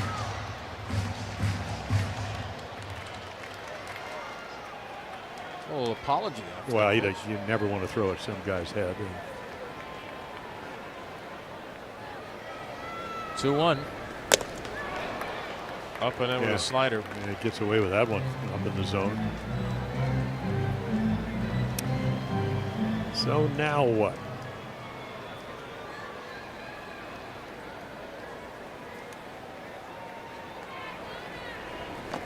Now a slider in the dirt. 3-2. Second or third full count of the game. 4th 3-ball count. He's only thrown 90 pitches at most this year, having missed the last 2 seasons. So he's getting close to that end of the road. His 3-2. Oh, he hit him. McClanahan, very frustrated, pumps his fist into his glove, and again he walks toward Gunnar Henderson, shaking his head as if to offer an apology. So the Orioles painfully get a base runner. Yeah, you don't want to put anybody on with Adley and then Alonso on deck and only 1 out, but he did. Now, does he turn in? Yeah, he still gets him on the back of the tricep. Got a little bit of padding there. It's the first batter that McClanahan has hit all season. Hunter Fiducia out for a check. So will come Kyle Snyder. And they will get double-barreled action in their bullpen. A couple of guys up. I think Gunnar said you're good, though he was shaking his head in frustration. Hunter Biggie has joined Casey Legumina, 2 right-handers warming up for Tampa Bay. They are extremely well rested. They had an off day scheduled Thursday, then they had a rainout Saturday. Yeah, their starters came in at 17-9 and the relievers at 17-7, but the ERA about a run and a half higher. So, of course, you remember Brian Baker. He's their closer with 14 saves already. Their bullpen was pretty good against the Orioles, but 21st in bullpen ERA. So here's Adley taking low. Well, good speed.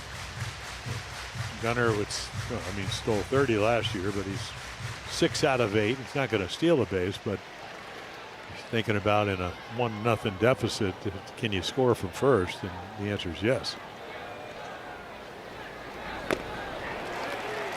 2-0 for McClanahan, who, how about this, just hit his first batter since 2022. I know he didn't pitch in 24-25, but in 115 innings in 2023, he did not hit a single batter. So you have to go back to August of 2022 as he throws a pickoff away, not too far though, and Henderson will hang out near the back. MJ Melendez was the last batter that McClanahan hit, also a lefty from Kansas City.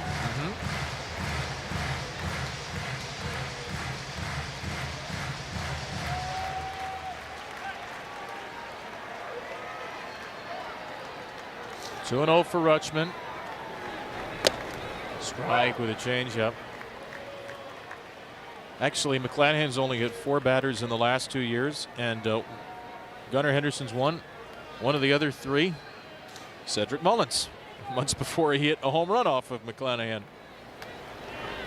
Spikes this one. It's 3-1 to Adley, who had 4 walks in yesterday's doubleheader and has both hands on the steering wheel now. Yeah, well, Adley is back to being Adley.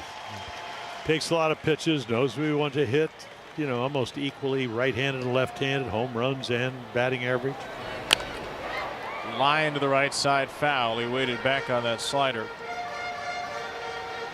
Back-to-back 3-2 counts. Bradish appears to still be in this game. He's talking to Drew French. So Adley, yes, definitely will. If you look at Gunnar, I would have just don't get picked off, and he doesn't go. And he didn't need to. No. Back-to-back free passes here. And now the visitor to the mound will be a visitor to end Shane McClanahan's stay. It's Kevin Cash making a 5th inning call to the bullpen. Well, McClanahan's Shane's been awfully good. Good to see him go. He's been that good. Baltimore-born Shane McClanahan, who grew up with a Cal Ripken poster, pitched well in front of the Iron Man today, but he'll leave in some trouble.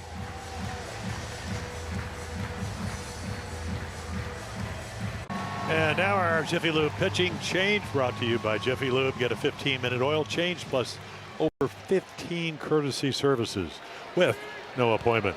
Get more in a Jiffy. The Orioles would like to do that. They've got 2 on for Pete Alonso with 1 out. 1-0 Tampa Bay lead in the 6th. Hunter Biggie's first pitch, a strike to Pete. And he's got a big arm. 96, 97. And that arm ought to be fresh. He's on 6 days rest. His last game was the last Monday against the Orioles, through a scoreless 9th in that game. Yeah, primarily fastball slider pitcher. Again, high velocity. Nice play by Paduccia. Keep that ball going for the backstop. Here are his last 2 outings, Jim. Monday against the Orioles, a perfect inning with a strikeout. 2 days before that against the Marlins, 1 inning, 6 hits, 8 runs, 7 earned, and 2 walks in a disaster of a 10th inning. Well, that's how you get to that 5.60 ERA. For a reliever, especially early in the year, first couple of months, doesn't take much. I mean, look at Keegan Aiken. He's got 2 6-run innings already. There's an interested observer. Uh-oh, Henderson's on the move, and Biggie's dancing off the mound. And Gunnar is pickled here. Adley to second base. Gunnar is tagged out, and the Orioles just run themselves into another out on the bases. Craig Alvarez can't watch, and can you blame him? Nope. That's twice they've been picked off today. Just cannot happen in that spot. No. Nope.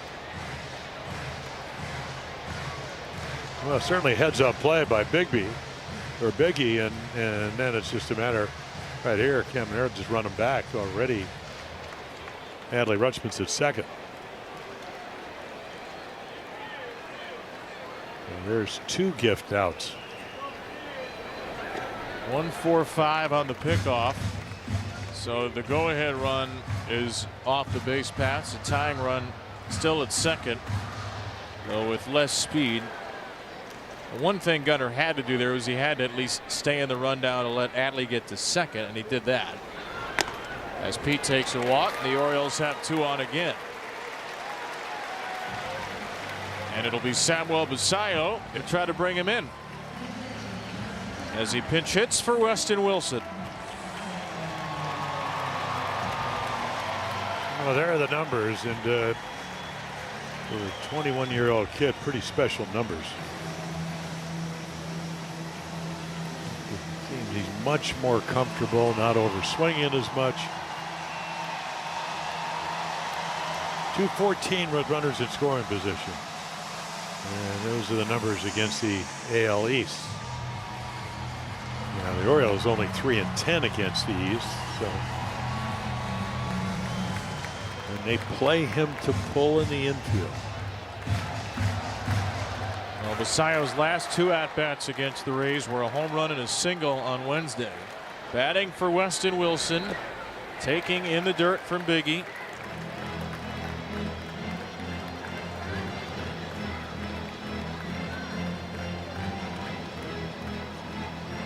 "43rd game of the year for Basallo now out of the Orioles 54. He has come in off the bench quite a few times. Been a trusted pinch hitter at just 21. Basallo reaches maybe a little too far out for that fastball. Just seems when you watch a lot of games, the swing is just much more under control. And great. If you want to mess around down and in, you're going to hit it awfully hard. 4 pinch hit plate appearances this year, 2 hits and a walk. And that's a really good swing on a foul ball. On a hanging slider.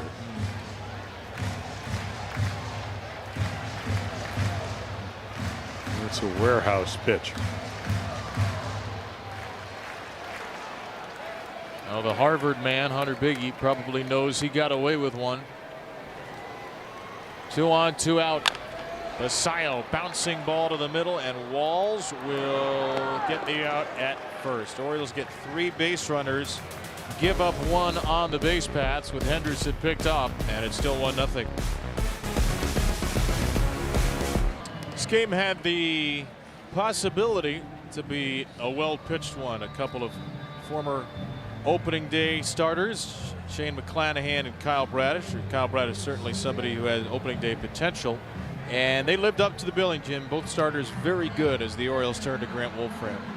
Oh, yeah. And as you mentioned, coming off some back pain. So, hard thrower, slider, fastball.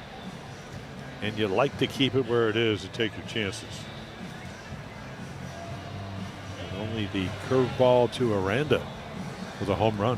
Kyle Bradish pitched a great. Well, Wolfram is pitching for the first time in 19 days in a big league game, or competitive game at least. He'll face a pinch hitter, Nick Fortes, the Rays' other catcher, in there for Hunter Fiducia. And the Orioles move Jackson Holiday over to third. Samuel Basallo pinch hit for Weston Wilson. Jeremiah Jackson moves into his spot in the batting order and plays second. Fortes with a pinch hit pop up O'Neill comes in from right and makes the catch. Grant Wolfram spent time on the 15-day IL, was retroactive to May the 9th. He was eligible to return yesterday, and return yesterday he did. So great to see Grant back. He did go down to Florida and threw a little bit there, including facing Tommy Pham, new Orioles signing in a live BP, but Wolfram did not need a rehab stint. And to face 8-9-1, and the 9-hitter is Taylor Walls. And the Oriole bullpen obviously much better from the left side with Wolfram back. Dietrich Enns has been someone who's thrown some longer stints. He's thrown in some more leveraged spots. Keegan Aiken, as you mentioned, a couple of 6-run outings has struggled. This is the only true left-on-left guy they have in Wolfram. Well, lefties are hitting him a little better this year. The Orioles still like him in these pockets.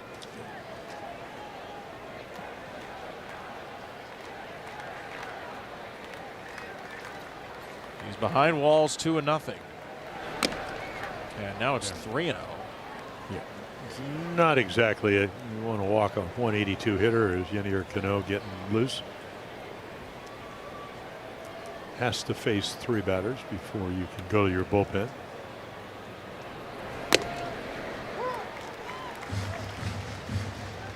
Wolfram is trying to avoid his first unintentional walk of the year. 63 batters faced, 20 strikeouts, 1 intentional walk.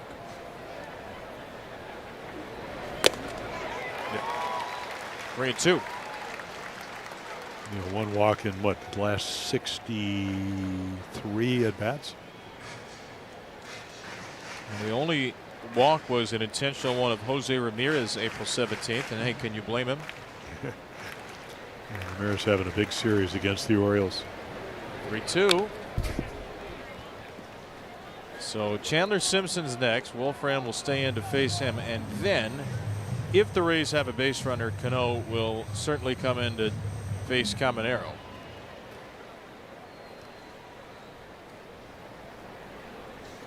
Here's another payoff pitch. And he struck him out. 98 from Grant Wolfram. Well, there's a well-rested lefty. Little extra. It's what happens when you can relax and let it go. And boy, does he ever do that.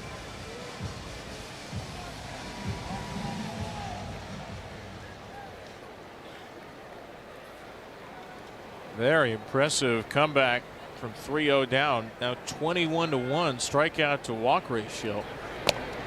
Chandler Simpson takes a dart, and it's 0-1. So 3 straight balls followed by 5 straight strikes.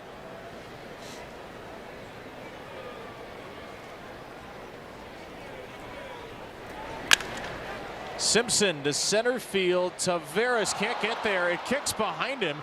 Simpson going for 2, and the throw will be late. So Chandler Simpson never hesitated, and that,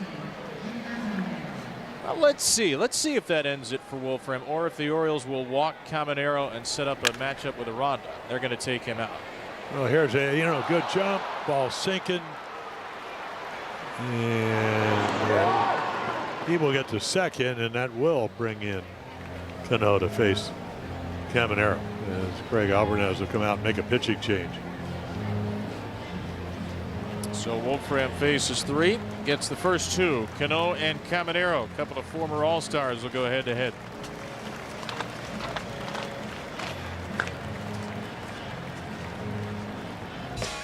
Lock in your block of seats or hospitality package today and save big with group seating. Offering a wide variety of seating and pricing options to fit any group's needs. Visit Orioles.com/groups to learn more. 1-0 Rays in the 7th. Simpson at second, 2 down, and it's Yennier Cano on to face Junior Caminero. Yeah, good matchup. At least the numbers would tell you that. The guy only hit 195 with runners in scoring position, sinker baller, and does not get the low strike. Yeah, the one number that really looks good, he's getting lefties out. Last year they hit 330, runners in scoring position were 373. This year only 3 for 17. So pitching in the clutch has been better, and the ability to get the lefties out. And he's done well stranding inherited runners. The Orioles as a team have done very well stranding inherited runners. This is the meaty part of the Rays lineup. 2-0 pitch. Right in there. Cano threw Tuesday at Tropicana Field, and he struck Caminero out in the 8th inning of that game on a high and tight slider. Backed it up on him. Goes to the 2-seamer. Actually, the splitter here. It's down and away for ball 3. Got a lefty and a Ronda on deck. Basically, pick your matchup. Yeah. Cano, Caminero, or Wolfram Arrondo, though the latter would have come with an extra runner on base. And a ground ball foul. Well, Arondo's already homered, but Caminero hit 45, as you mentioned, last year.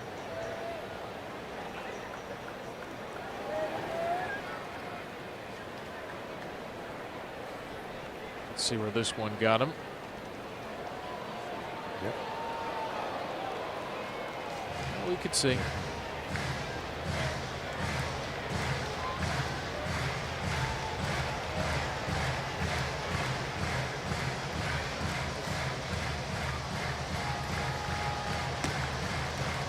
Rays bullpen, Garrett Clevenger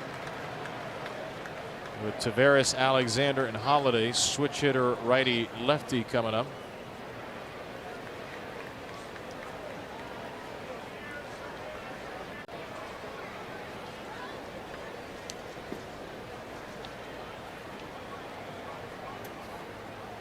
Cano has been fabulous this year, looking for a big out to end the 7th. He's got it. 2 seams him to the dugout. Ends the inning with a strikeout. Strands Simpson. And at the 7th inning stretch, we send it to our public address announcer here at Oriole Park, Adrian Robertson, for God Bless America. Fans, it's now time for the 7th inning stretch. Today, we ask that you join Julie Mishler of the United States Air Force Heritage of America Band in performing God Bless America. God bless America, land that I love. Stand beside her and guide her through the night with the light from above. From the mountains to the prairies, to the oceans wide with foam. God bless America, my home sweet home. God bless America, my home sweet.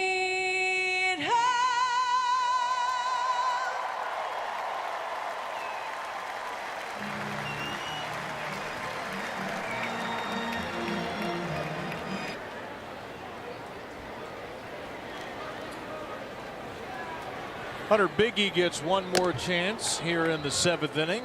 Garrett Clevenger warming, but the right-hander Biggie stays in. We got a 1-0 game to face Leody Taveras, who is much, much better as a left-handed hitter. And Leody takes a strike with a slider.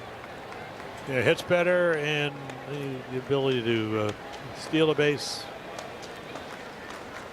score from first on a double. See Biggie, who's the 12th rounder by the Cubs back in 2019, and he did go to Harvard. Made his big league debut here 2 years ago. Taveras just foul.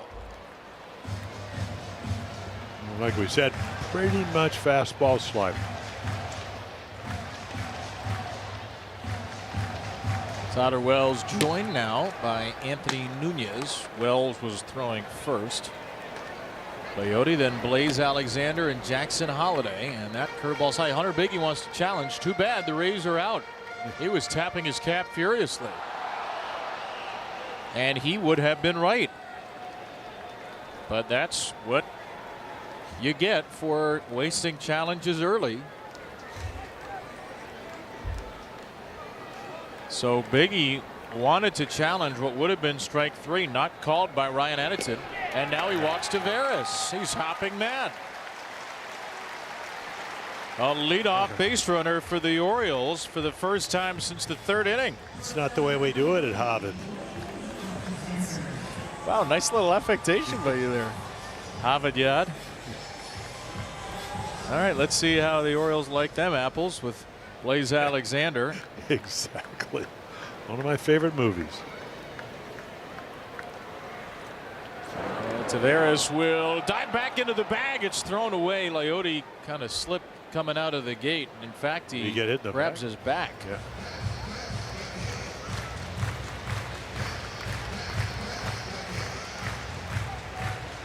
Biggie goes good Leote hunting over there. Yeah, it did skip off the lower back. Now he's running, got a great jump, and he steals second. Yeah. Now you see why Biggie wanted to challenge that curveball for strike 3. Huge jump. Big mistake. Oh, he just got a huge jump again. Don't get picked off, Leote. He doesn't. Ball's in center field. He's running around like a maniac out there. Well, at least he didn't get picked off for the trifecta. Orioles already with 2 pickoffs today. Check out this merry-go-round. Walk, near pickoff, nearly thrown away, steal, then another pickoff thrown away, and Leote's at third. An error on Biggie. And now they're going to bring their infield in. Blaze to left center field. Doesn't matter where you play the infield. That ball drops into left center for a game-tying hit. Leote scores from third after his wild ride, and Blaze Alexander ties the game in the 7th. What a crazy sequence. And the Orioles finally score on this Monday afternoon. A run to tie it. We'll see how long Blaze stays at first.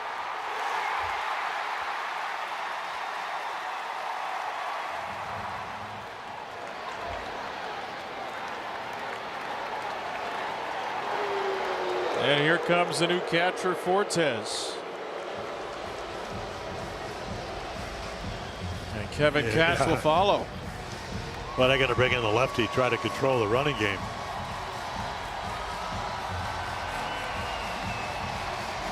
You know, Craig Albertaz has said he wants this team to win in different ways. He wants an offense that's more than just guys slugging for home runs, and that is winning in a different way. Taveras concocts a run with some help from Alexander, and we are brand new in the 7th.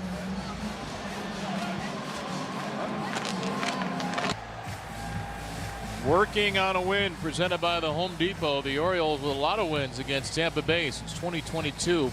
The best series record against any divisional opponent in home series. Orioles the 4th best, 7-1-1 in home series against the Rays over that time. And they've tied the game and forced the Rays to go to the bullpen. It's going to be another right-hander, actually, in Casey Legamina. Yeah, we saw him last year when he came up with the Mariners.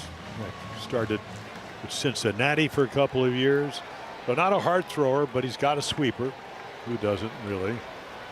And 93, which is about the major league fastball, and there it was for strike 1. Well, the Rays had Garrett Clevenger, lefty, warming earlier. You have Holliday, O'Neill due up, and then Ward, Henderson after that. And go with the righty. This is kind of a tough pocket to navigate with the lefty-righty splits, and it's 1-1 for Jackson. Legamina is a little better against lefties this year. That's not always the case. And it looks like he's going to face another lefty. Colton Cowser is on deck. Yeah, Forte's only thrown out 15% of the runners, so they're going to try to replace Alexander with some speed. You know, sometimes you want teams to help you win, and that throwing error certainly did it. Walls looked like he could have caught it, but he didn't. So the Rays have 2 errors from their pitchers, and now Wells is down and Nunez is up. Holiday a strikeout and a walk. Jackson takes a 3rd strike, knee high, and takes his medicine on the way back to the dugout. So here's Colton Cowser, and here's what he did yesterday on an 0-2 pitch to end game 1. Yeah, what, about 440 feet? Really good matchup, because as good as Kenley Jansen is, he does not have an off-speed pitch.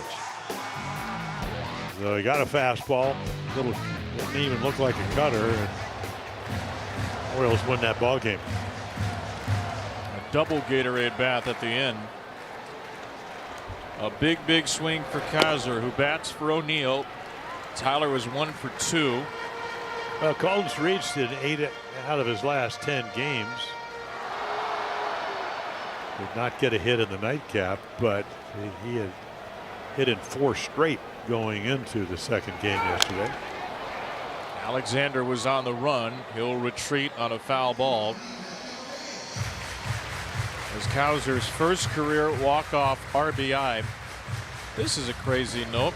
The last major league player to hit a walk-off home run in an 0-2 count with 2 outs and his team trailing. The Yankees' Jason Giambi against Toronto in 2008.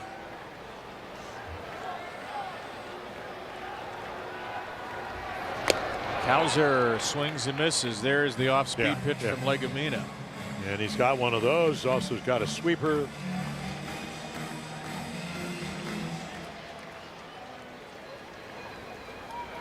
He's been pretty good against lefties this year, Legamina. And another changeup off the end of the bat and just foul. So Hunter Biggie, 2/3 of an inning, faced 4 batters, only retired 1. Remember, he got an out picking off Gunnar Henderson. Walked 2, gave up a hit. 1 run earned so far. Blaze Alexander is his responsibility at first.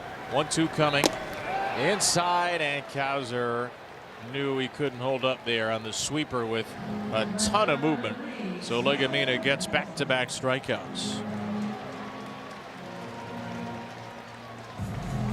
Yeah, starts on the outside corner and sweeps down and in. You can see how Fortes has to reach all the way across the plate. 2 down for Taylor Ward in a 1-1 game. Ward right center field. A base hit slash the other way. Blaze turning on the Jets on the way to 3rd. The throw's high. And Blaze is going to come home. The ball got out of play, and the Orioles lead on another Tampa Bay error. A 2-run 7th with some shoddy defense by the Rays, but some very aggressive base running by the O's. Yeah, Kevin Cash is going to come out and ask where that ball actually went. Victor Mesa airmailed it in his season debut. Well, strong arm, and Legamina tried to get behind him. The ball looked like it deflected off of Camanero's glove and able to get into one of the wells down the left field line.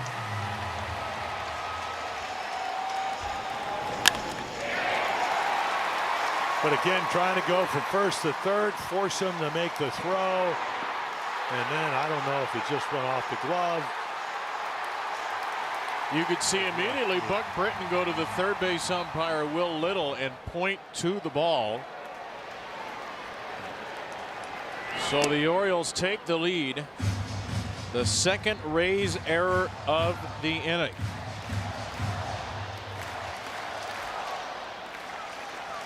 And the Rays doing something they haven't done very often, which is beat themselves.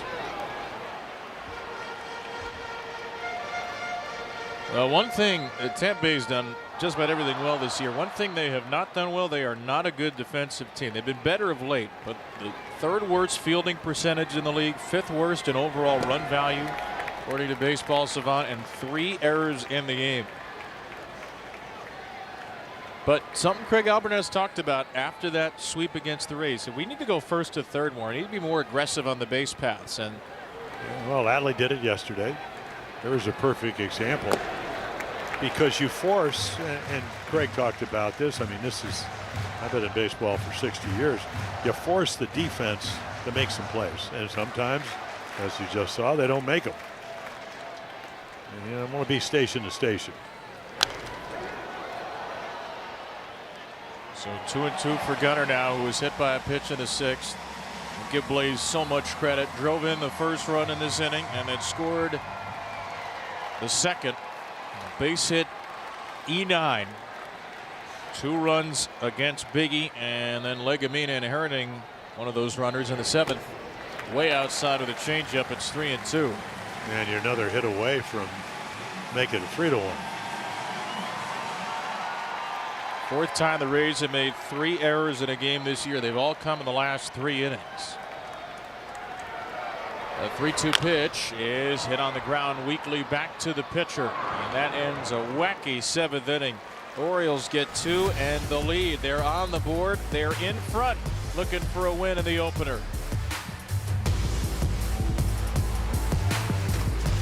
We're gonna say, so make the most. You hit it home. If you want it, then go get it. Never let it go. We're having the time of our lives right now.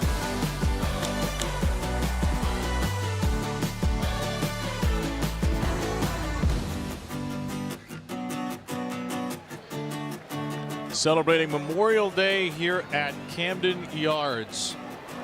And what a 7th inning we just saw. The Orioles take the lead with 2-1 into the 8th, and Anthony Nunez will face the heart of the Rays order, getting a foul ball strike to begin the inning against Jonathan Aranda. Nunez again. I mean, what a story. Position player, big arm, average fastball, what, 96. Got a sweeper. And a pop-up. Yep. Yes, indeed. Into shallow right. Kowser's in the game after pinch hitting. He makes the catch. Aranda has homered and doubled today, but he is harmlessly retired to start the 8th here. There's the Oriole defensive change. We'll see if the O's can get the final 5 outs and snap what is a 9-game win streak for the Rays in series openers. They've gone 8-0-1 in their last 9 series overall, and they have won 9 consecutive series opening games. In fact, a week ago, when the Orioles and Rays opened their series in St. Petersburg, Tampa Bay won that opener 16-6. Now the tables have turned through 7 today. And the other thing they do so well, I mean, they win the 1-run games. They're 9-1. They had 14 comeback wins. The Orioles saw that in the last game when they had a 3-1 lead going into the 9th, and they scored 4. They'll get 6, well, now 5 outs, and call it a day. And there's the sweeper. Diaz just bailed out immediately after that pitch came in. He has grounded out twice and fouled out once. I'm not sure you want to do that very often, because it did end up in the middle of the plate. And there's the good one.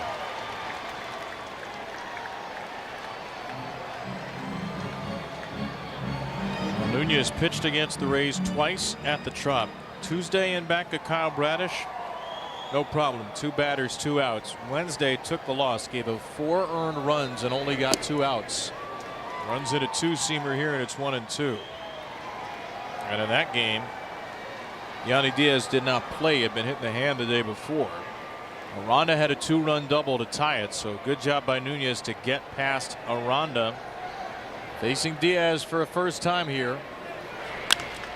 And Yandy sends a fly ball out to deep right center field. Cowser away back. It is off the base of the wall. Kicks to Taveras. Kicks away from him. Diaz turns on the Jets for third, and he will make it safely. A stumbling, bumbling Diaz had slowed down to watch it, and then with two Oriole outfielders there, the ball was misplayed, and Yandy Diaz ends up all the way at third with one out. And Nunez doesn't back it up. Orioles lucky there was not an overthrow. And Yandy's going to exit for a pinch runner and get toweled off in the Rays dugout.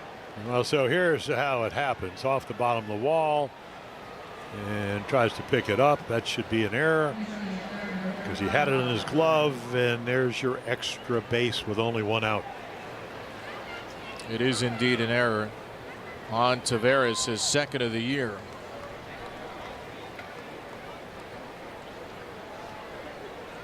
And there have just been too often miscues in the outfield handling balls around the wall for the Orioles this year. So Oliver Dunn is the pinch runner.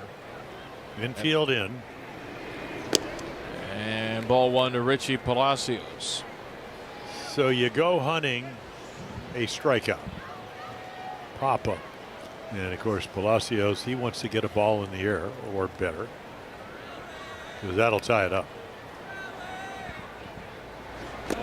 In the dirt. Great stop by Rutschman. And then you got Cedric Mullins waiting on deck. So tying run at third, go ahead run at the plate. And for a young pitcher, sometimes you say, oh, I can't give up that runner at third, and you end up pitching around somebody, walking somebody, and the inning becomes bigger than you want it to be. So that'll work. Hey, just two more of those. Yeah, 2-0 changeup, perfectly thrown. Fastball count. Pop out, line out to the outfield, ground out for Palacios today. A couple of big hits at the Trop. And there's another one. The changeup almost acts like a splitter. Tumbling movement. He had 2 hits in the 8th inning of that series, both off Rico Garcia, both for RBIs. So he's facing Nunez for a first time, and the game-winning single off Garcia on Wednesday. And another changeup. Hanley fakes a throw. Dunn hustles back to the bag, and the count has run full. Now he got a game-winning single up the middle off of Tim Hill up in New York. Rays coming back against the Yankees on Friday and winning that game. Cedric Mullins, who was traded for Anthony Nunez, looms. 3-2 first to Palacios. Lined into right to tie the game. Palacios smacks his helmet on the way to second. He'll pull up as Cowser got to it. Richie Palacios, 3 straight games against the Orioles, has an RBI hit in the 8th inning. This one is a game tire at 2. Well, he gets 3 changeups, and the third one, you know, always talk about tripling up on hitters. Check it out, target away, and it's right down the middle. And again, Colton Cowser makes a great play. The best outfielder the Orioles have, Colton Cowser. Richie is fired up as can be as the Rays tie it. That will be an earned run now. And here is Mullins.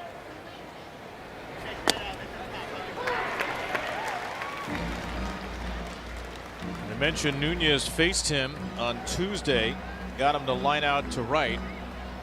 Nunez, one of 3 players traded from the Mets to the Orioles for Cedric at the deadline last year.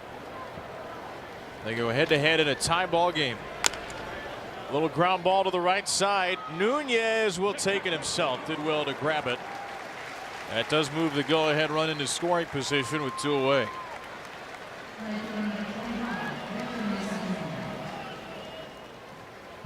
Yeah, nice play. Got to catch it, which he does, and then on the position player, Rico Garcia getting loose. So here's Mesa, who is in search of some atonement for his outfield airmail that gave the Orioles the lead in the 7th. The bench is now just 2 right-handers for Tampa Bay, Ryan Volade and Carson Williams. Oriole bench is down to Kobe Mayo. We're not even sure if Kobe is available because of a tight back.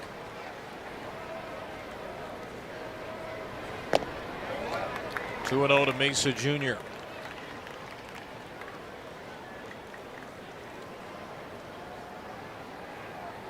He lost a challenge today on a pitch well within the zone and committed an error. So he would very badly in his season debut like to make up for some of those miscues. And Mesa golfs the ball into center, but Taveras is there. Well, hit it hard, right to Leote. However, Tampa Bay reties the game.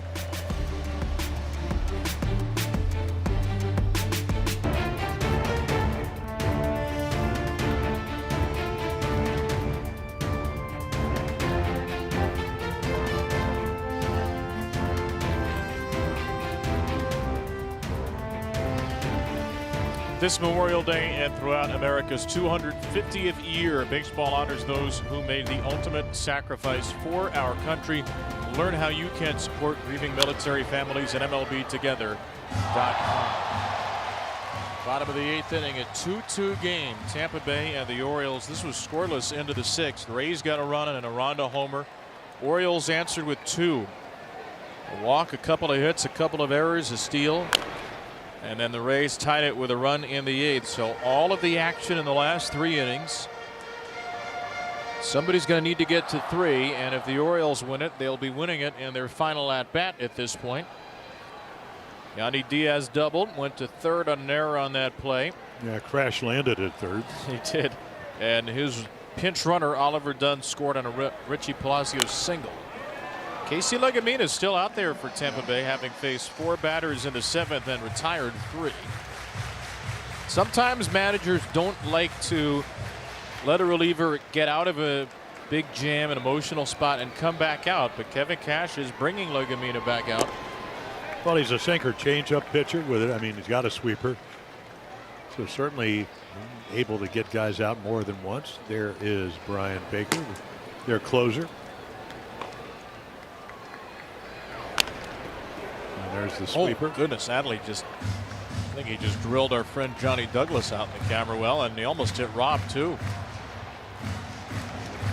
Adley's an assassin right now. Friday night, Apple TV was here, and Adley line drive hit Trisha Whitaker, the Apple reporter, in the wrist, and she had to get the wrist iced down. So you got to be careful over there. I told Rob. Dodgeball. Be careful today. Yes.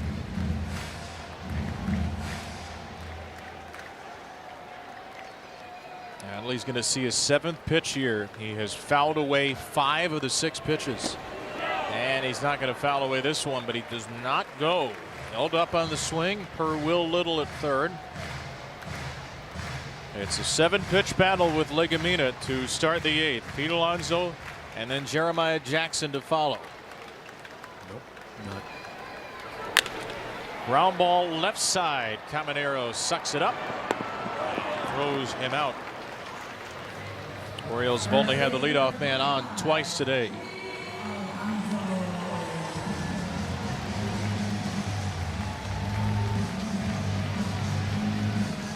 So here's Pete.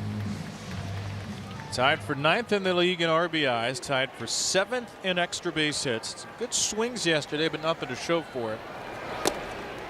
Did hit a 3-run homer on Friday night off of old friend Jack Flaherty. 4 RBIs in that game. Yeah, Jackson hits the foul pole for a 2-run shot.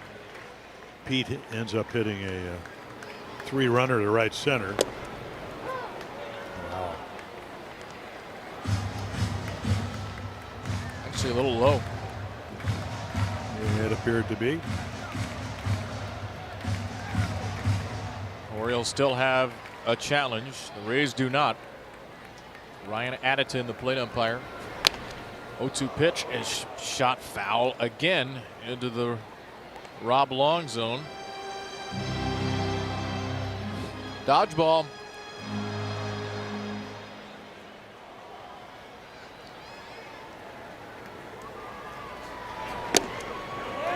Ooh, Fortes wanted it. And but he can't challenge because they don't have any. Yeah, it still seems to me the low pitch is the biggest difference this year.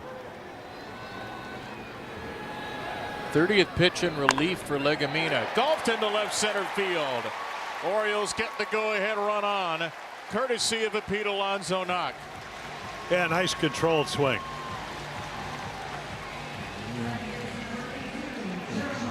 Not a bad pitch. In fact, I think if I'm Casey Legumina, I'm going, okay, this guy hits home runs, and I just make a good pitch, and he's just a little bit better. Goes down and gets it.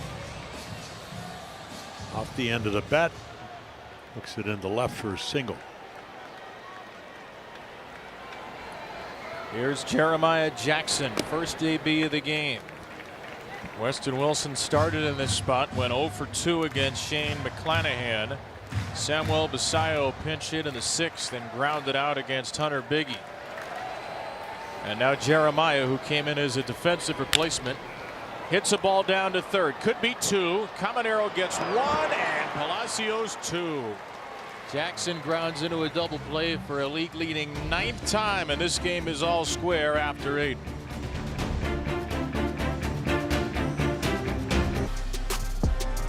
Tomorrow at 6, join us for O's Extra pregame presented by Bet365. Rays and the Orioles game 2. Shane Baz makes the second start against his old team, Griffin Jacks. For Tampa Bay, Rob Long will have the pregame coverage. And Ben Wagner will be on the call with you, Jim Palmer. Nice to see the show for today. It is nice. I'm me glad too. to be back. There are people are saying the same thing about me. I'll be gone for a little while at the Women's College World Series. I'll be watching from afar, and hopefully the Orioles will have a nice little win streak here. They're 2-2 in the 9th with Rico Garcia coming on. Well, the master of about 3 or 4 pitches. There's the first one, a slider. Fastball in the mid-90s, change up any count. Well, this is what you want to do at home. The Rays much better at home than on the road. 15-11 on the road. 19-5 at home. Pop up by Fortes. That's going to reach the seats. So shut the door here and then win it in the 9th.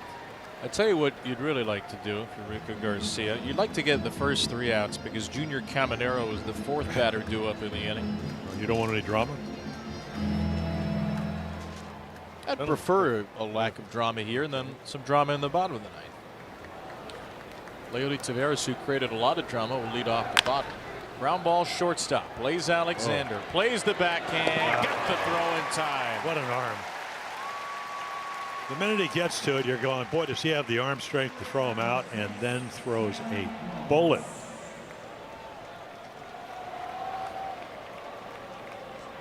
To the backhand, catches it, and watch this. On the money. Pretty good for a guy making his 5th start of the year at short. Like a gunslinger in the nod. Taylor Walls, his counterpart. It's throws like that remind us that Blaze Alexander in 2018 at a perfect game showcase in high school broke a record with a 99-mile-per-hour throw across the infield.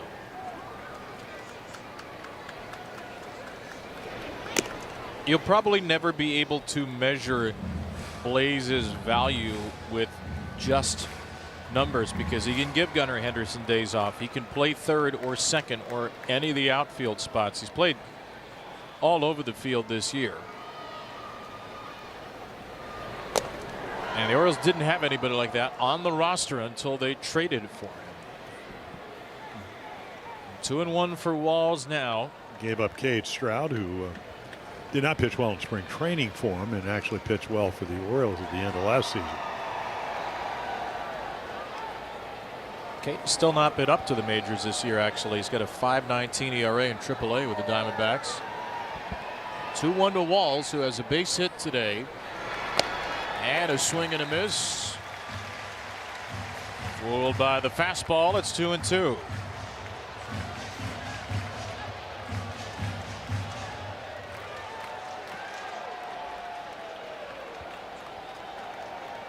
Two-two to Taylor.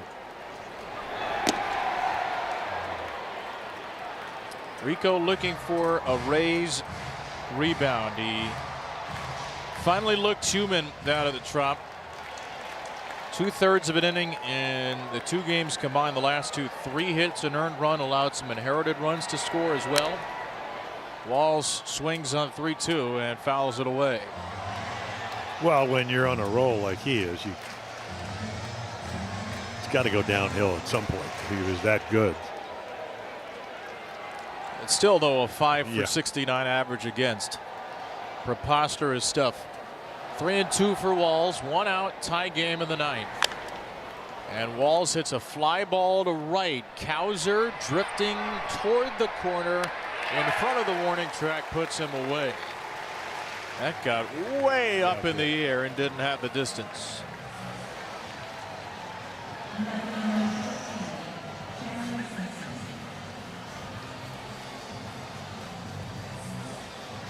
So now Camanero's on deck, Simpson at the plate. And all infielders come in a step or two because of the speed factor. And another nice afternoon with a couple of hits. Simpson is at 289. His on base percentage right around 320, 325. There's Brian Baker, who will have the 9th inning. Simpson, half swing. That change up. It's 1-1. Tavares, Alexander, Holiday. If anybody gets on, yesterday's walk-off hero Colton Cowser. Going to be against their old teammate, or at least Jackson and Colton's old teammate, in Brian Baker. 1-1 pitch. Lined up the middle. That's the first hit Rico Garcia has allowed in a home game this year. And it will bring Junior Caminero to the plate. This will look like a curveball. Chandler Simpson plays pepper. Just make sure that he gets the barrel of the bat on the ball. If he does, the speed, a tremendous factor. And now the drama you wanted. I didn't ask for this. Oh, okay. Caminero with an infield single, 2 strikeouts. The Orioles have pitched him well today. Let's see how long Simpson stays around at first, though. He's stolen 14. He's been caught 7. Not a real big lead, but tremendous speed. 4th 3-hit game of the year, by the way, for Chandler Simpson. 1 off of a career high.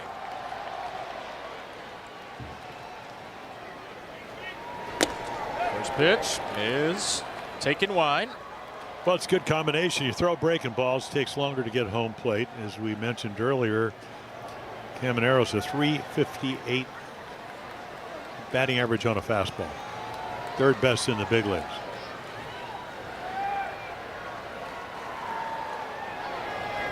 Simpson still not going. Garcia behind 2-0. Yeah, you know he hits the fastball better, at least you should. And then you know you also have to be quick to the plate, which affects your command sometimes. I don't know if it gets any better hitting count than here.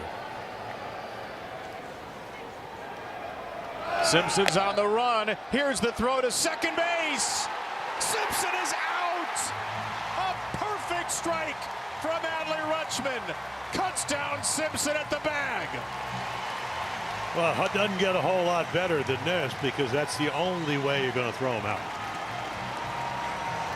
The Rays will not challenge, and we will go to the bottom of the 9th on a caught stealing. Right into the leading arm. How about scoring a run, O's, and winning this thing? Chandler Simpson caught stealing for a major league leading 8th time. The Rays love to run, but they're not always very effective at it. Tied for 4th in steals, the 5th worst stolen base rate, but a perfect throw by Adley Rutschman cut him out at second. sends this game in a tie to the bottom of the ninth with old friend Brian Baker on to pitch. Who is really pitching well. Only one home run. Doesn't walk a whole lot of guys. This year primarily, and it's probably a good thing because the numbers present that, fastball changeup. 50% fastballs, 44% changeups. And there's one of them. Yeah. Well, if you go back a couple of years ago, that's when he was at his best. He'd like to throw the slider. The slider never ate for a guy that is, what, 6'6", never had a lot of tilt. 0-2 for Taveras outside. Remember when Brian had those tough years, Jim, in 24 and 25, a lot of that was he lost his feel for the changeup, but picked it up again last year, traded to the Rays, and that changeup usage is way, way up. There's 1-2. Fastball. Taveras will challenge. I think he. The batter's time to the pitch. I think he actually thought better of it, but it was too late. ABS powered by T-Mobile. Well, it looked off the plate. Oh no, he was right. Return the pitch of the ball. The Rays threw it around the horn. That look Leote gave, he challenged quickly, and then I thought he was turning in regret, but maybe it was just a confident turn back. Orioles maintain that challenge, and Taveras maintains the at-bat on 2-2. And he takes ball 3. How about that challenge? Well, those are the kind of challenges that make sense. Either you're out or you get another chance. And let's see what he's able to do with it.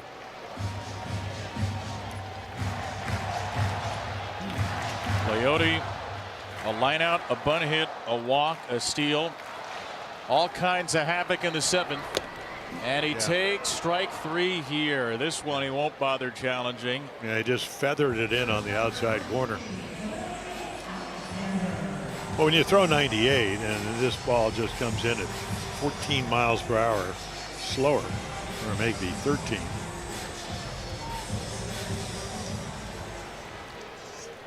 Blaze Alexander's had a really good day with 2 hits, an RBI and a run. First pitch changeup floated in there. Yeah. Blaze fouls it off. Probably about as hittable as it's going to get.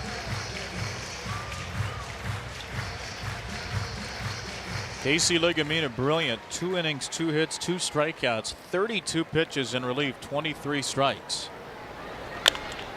Ground ball off the mid of Baker. He finds it and retires Alexander. 2 quick outs for Brian Baker. I think it was said he doesn't throw a whole lot of sliders. That's only the 5th one he's thrown. So now they're 3 for 5 when they put it in play.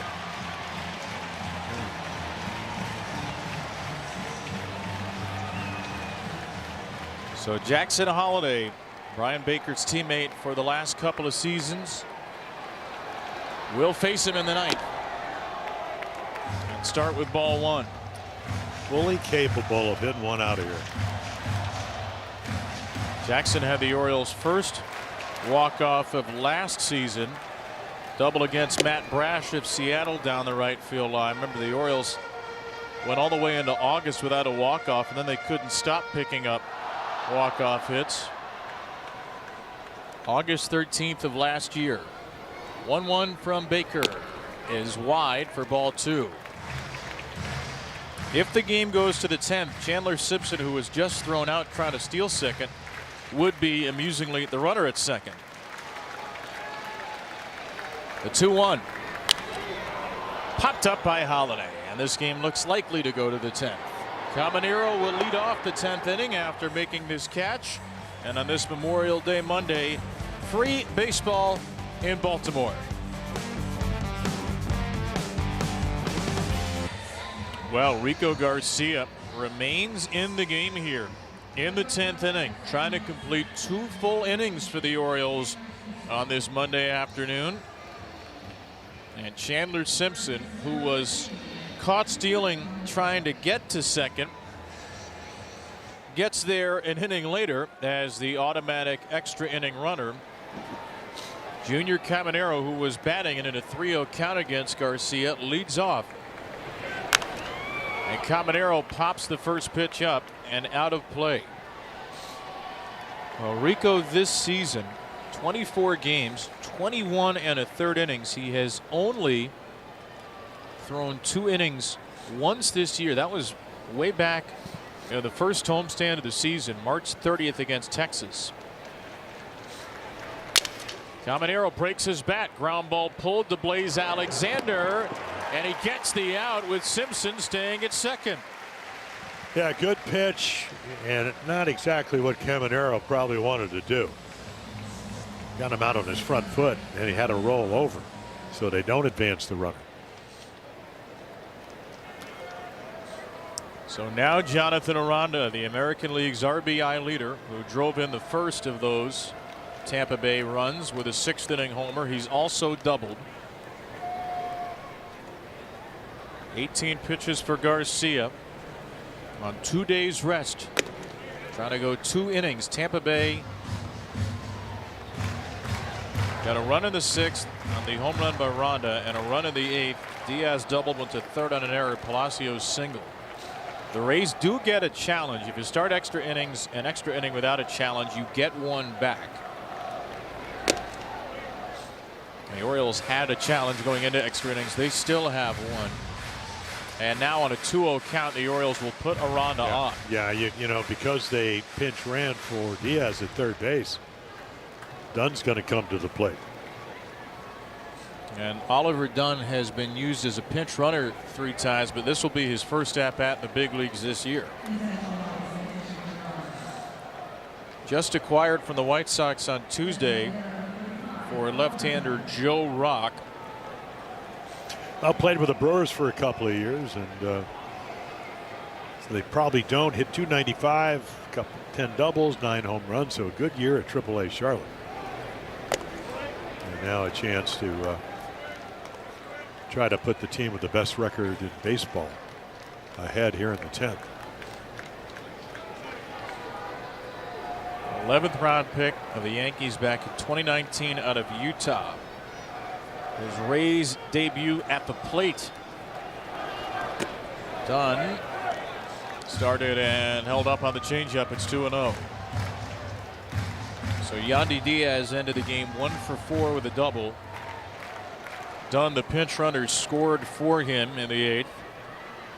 2-2 game, 2 on, 1 out in the 10th. The 2-0 is high. Yeah. And the big leagues in 2 seasons done a career .206 hitter, .551 OPS, 8 walks, 51 Ks.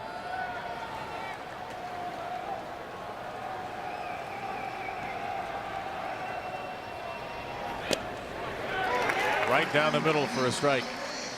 Yeah, Garcia, I mean, even last inning, the velocity down a touch. Tyler Wells up earlier throwing. Simpson at second, the go-ahead run. Aranda at first, the 3-1. Swing and a miss. He's well under the heater. And there, a little extra right there at 96.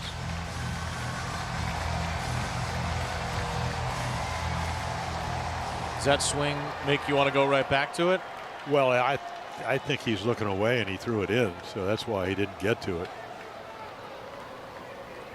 3-2. Yeah. Put in again, challenged by Adley Rutschman. The catcher is down to pitch. This is going to be some moment here. Walker strikeout. Walk. Wow. The call is confirmed. The Orioles have no challenges remaining. A tiny little sliver of daylight.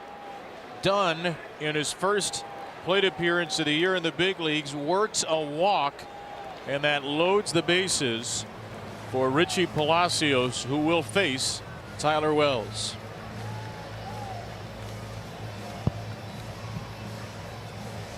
At least we think. Craig Alvarez hasn't signaled yet.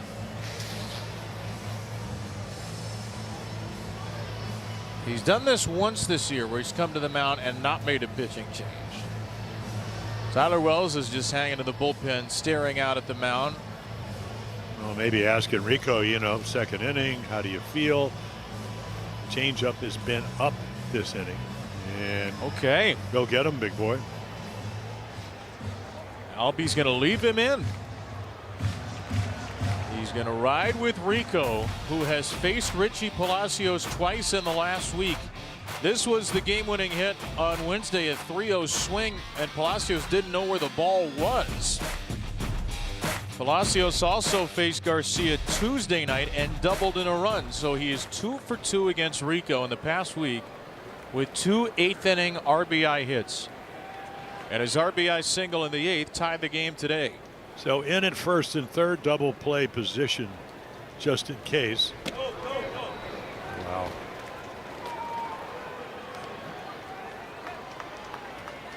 And the key, if you're going to win an extra inning game, give up a run, but not multiple runs.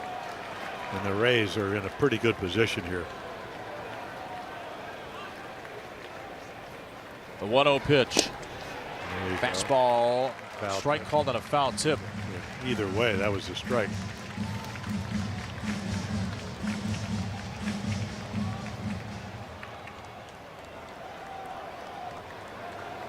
Not a league average hitter, but he has had so many big hits here. Richie Palacios swings and misses to the hook. It's 1-2.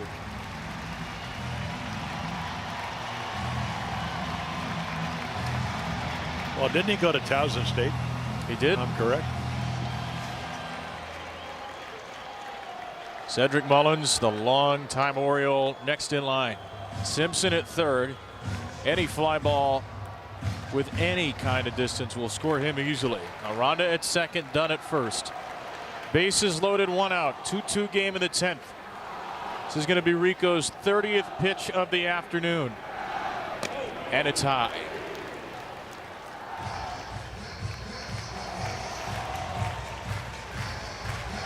This is a season high pitch count for Garcia, whose season high in pitches was 22. So he has blown past that. Trying to dig deep here in extras.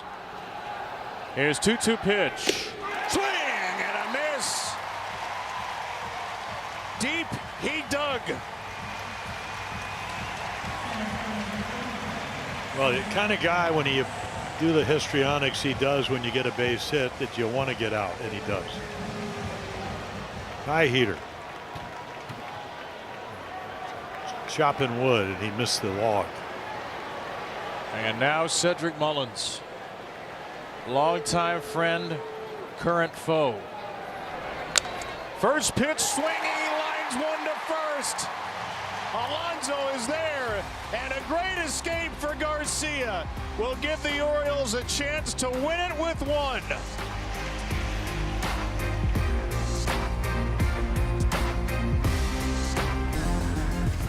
In the air, right center field. That ball is gone! Ball game! What a win! Oh, the milkman in the house. That's what I'm talking about, Birdland. I tell you what, I could hear Ben all the way from Austin, Texas. I could also hear Ben all the way from Austin, Texas. That was game 1 yesterday. Colt Cowser, a walk-off winner. He has a chance to do it again in the 10th inning. He also has a chance to bunt. We'll see how the Orioles play it against left-handed Ian Seymour.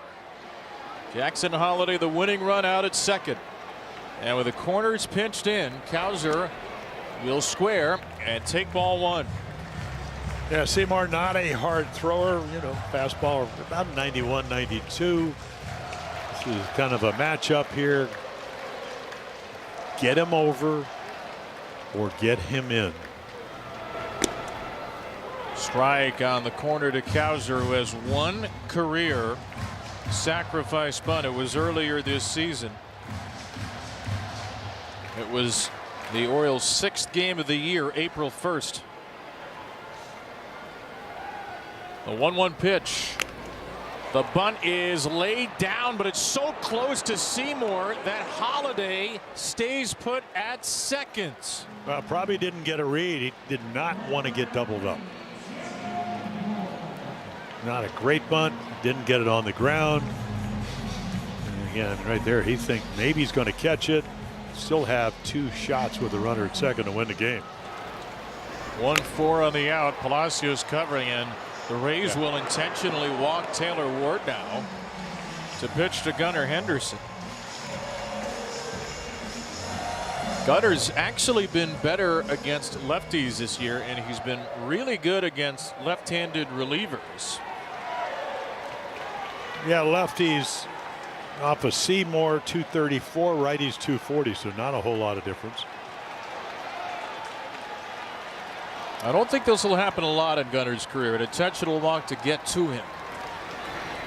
And they play him very, very shallow in the outfield.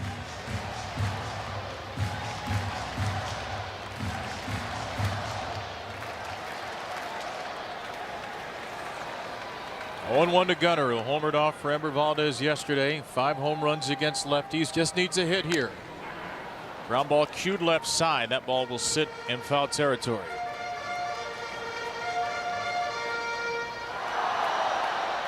Taylor Ward intentionally walked for only the 2nd time in his career. His 48th walk of the season.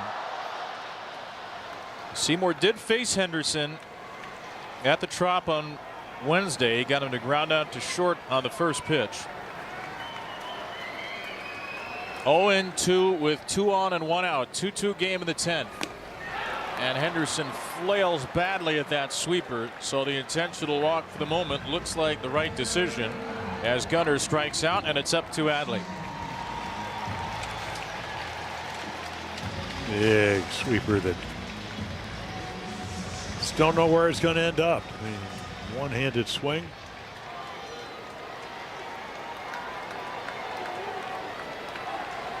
Rutschman to try and be the hero. Inside, ball 1. And in this situation, you do have a base open. I mean, you will get Alonso to the plate, but you got to make your pitch, especially with 2 outs. And then if you don't, take your chances on the next hitter. Adley has 2 career walk-offs, both home runs. April 2023 against Oakland's Trevor May. May 2024 against Toronto's Jordan Romano. Holiday the winning run at second. Here's a 1-1 pitch. It's in the dirt, and it's 2-1. Orioles trying to pick up a walk-off win for a 2nd straight day after doing so in game 1 of the doubleheader yesterday. They've been walked off on 3 times. Yesterday was their first walk-off win themselves. Tyler Wells will have the 11th if it gets that far.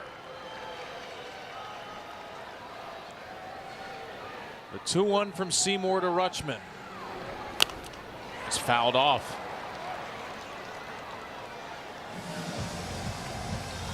A walk today for Adley in 4 plate appearances. Seymour, the 4th Rays reliever of the game. Shane McClanahan, very good. Hunter Biggie struggled. Casey Legamina and Brian Baker, 3 scoreless.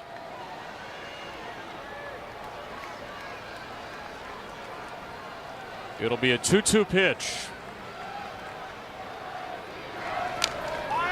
And we'll do it again.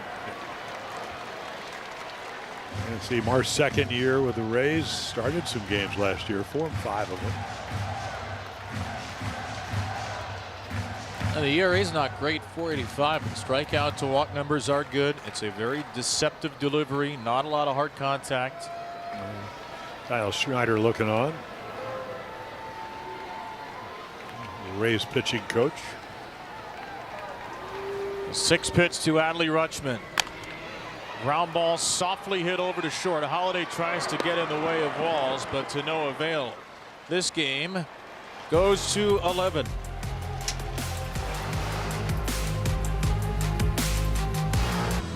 The 5th Orioles reliever of the day, Tyler Wells, in a game where 19 runners have been left stranded, only 4 have scored through 10 innings. Wells comes on to try to keep this 2-2 tie.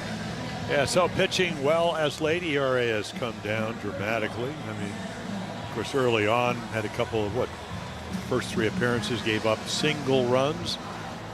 And again, fastball, slider, got a curveball, and changeup.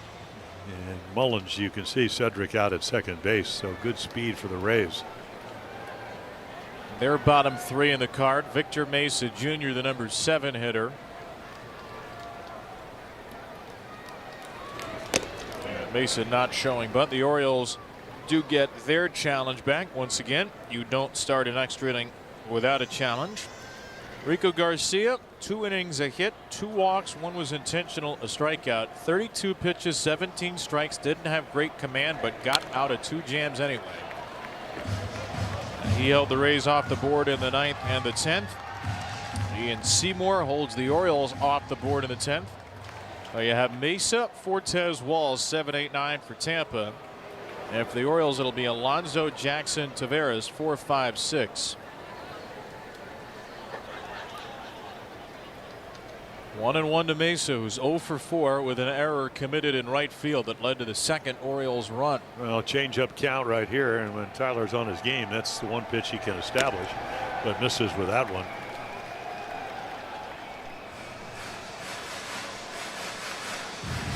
Last pitched on the 22nd against the Tigers, an inning with a strikeout. 24-year-old Victor Mesa Jr. in his second big league year in his Rays debut. Carves the ball down the line and right. Well hit, but foul. Yeah, a little cut fastball. Got it in just enough where he couldn't hit it fair.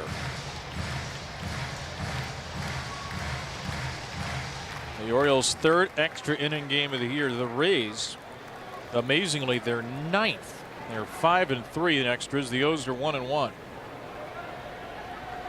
2-2 from Tyler. That ball is blasted to right field, and the Tampa Bay Rays take the lead on the first hit for Victor Mesa as a Ray. A go-ahead 2-run home run in extras. Well, we talked about that cutter going foul. Well, this one stayed in the middle of the plate, and it zings out of here. 421 feet. The second extra inning game of the year for Wells, and the second time he has allowed an extra inning home run. Maybe it's a slider. Either way, it ends up in the middle of the plate and just smacked.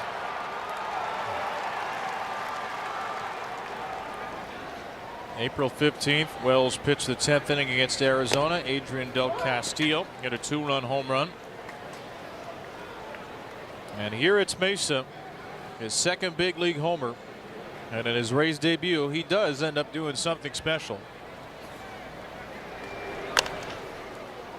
So now Wells has to stop the Rays here as Nick Fortes will pop out.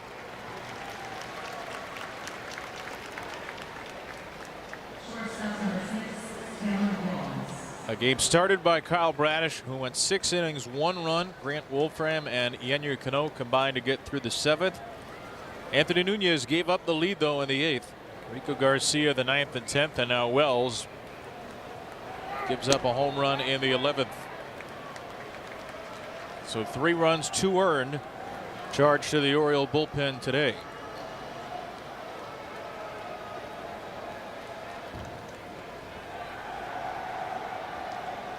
Makes the Taylor Walls Tyler Wells matchup, which is a tongue twister, a little less fun. Well, like you said, you still got to get him out because you're going to start the game with the tying run coming to the plate. And it happens to be Pete Alonso. Yeah, if you can keep it 4-2, you'll have that luxury. Looks like Ian Seymour is going to come back out for the 11th. Nobody warming for Tampa Bay.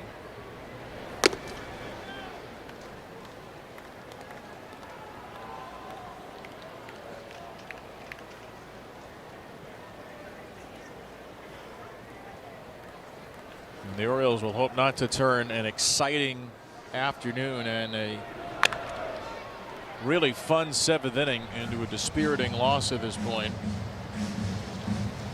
Had the lead with 5 outs to go before the Rays rallied in the 8th to tie it. And then a dramatic escape by Rico Garcia to give yourself a chance to win in the bottom of the 10th.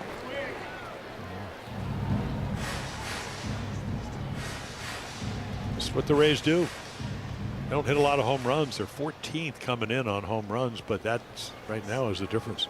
In fact, they've hit 2 today.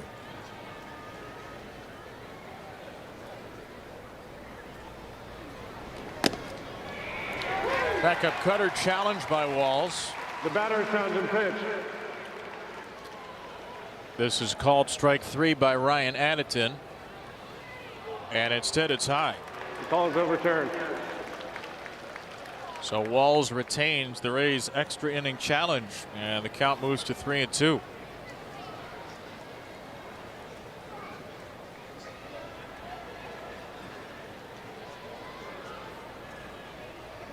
Tyler Wells to Taylor Walls, 3-2.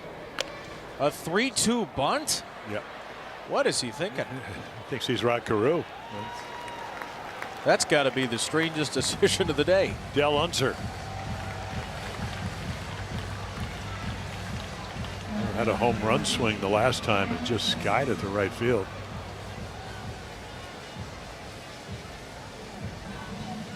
He's getting a couple of perplexed looks from people on the railing. Well, yeah. Kevin Cash says just catch the ball in the bottom of the 11th and I'll be happy. Here's Simpson. He slaps a ball down the line and right, foul.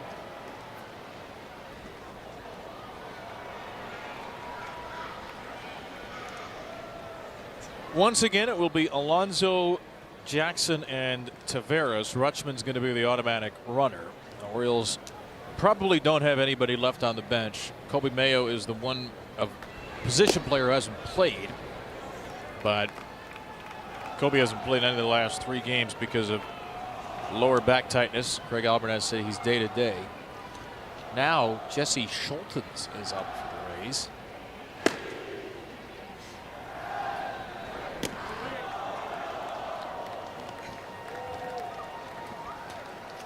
Well, this is the model for one of the Orioles' good young outfielders in the minor leagues, Enrique Bradfield Jr. Put it in play, get on base. Great the center fielder. I'm not talking about Simpson. He's getting a lot better this year, but it's what you do best. Simpson knows who he is. And trying to hit home runs, trying to get on, trying to score runs. Simpson needs a new bat.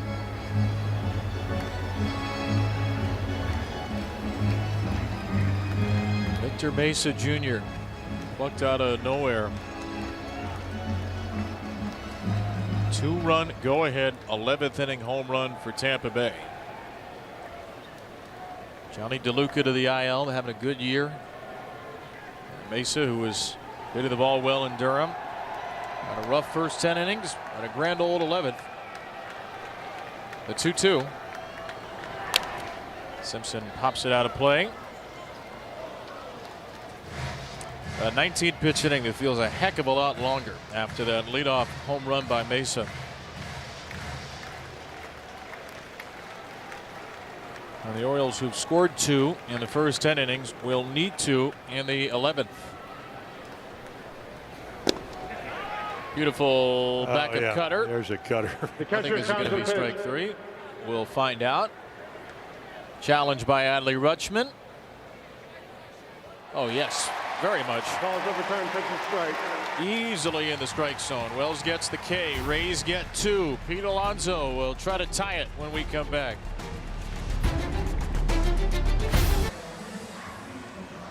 At the moment, he's the hero. Victor Mesa Jr.'s 2-run home run in the 11th gave Tampa Bay a 4-2 lead. Its first lead since the bottom of the 7th. The Orioles have Adley Rutschman as the automatic runner at second. And Pete Alonso represents the tying run. He walked in the 6th and singled in the 8th. He's reached his last 2 trips, and he'll bat against Ian Seymour.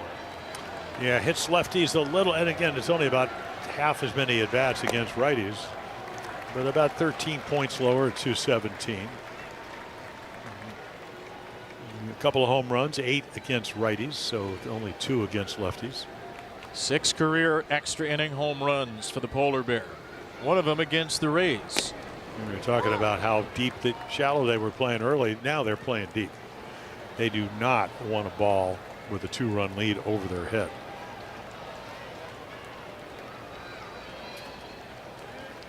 One and one for the Oriole RBI leader. Alonso late on a fastball, and it's 1-2.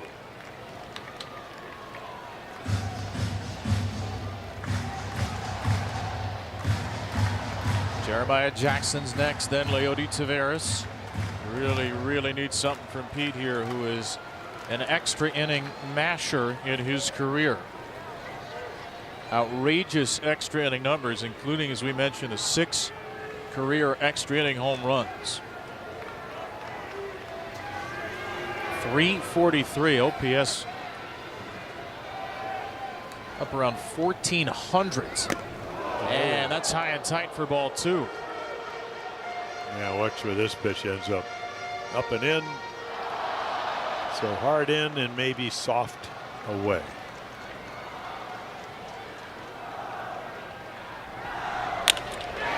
Line to left field, a base hit. It was soft away, and Pete was all over it.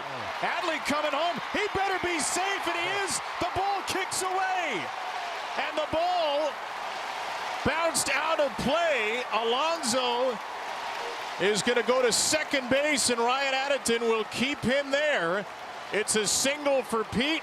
He now represents the tying run at second with nobody out. And he sometimes throws from the outfield to get 2 bases. Well, you're right about Adley. He doesn't get a great jump. And once again, I mean, the Rays are 34-16. Did they miss spring training this year? The way they played defensively? Maybe the ball didn't actually get out of play. It may have just bounced off the netting. It's going to be an error to send Pete to second. The Rays' season high 4th error of the year. So Alonso comes through, and the error. It's such a critical play by Simpson because Alonso is the run that matters, and his throw allowed him to get into scoring position. Wow, look how close this ball is to getting out of play. You can see right there it actually hit the brick wall.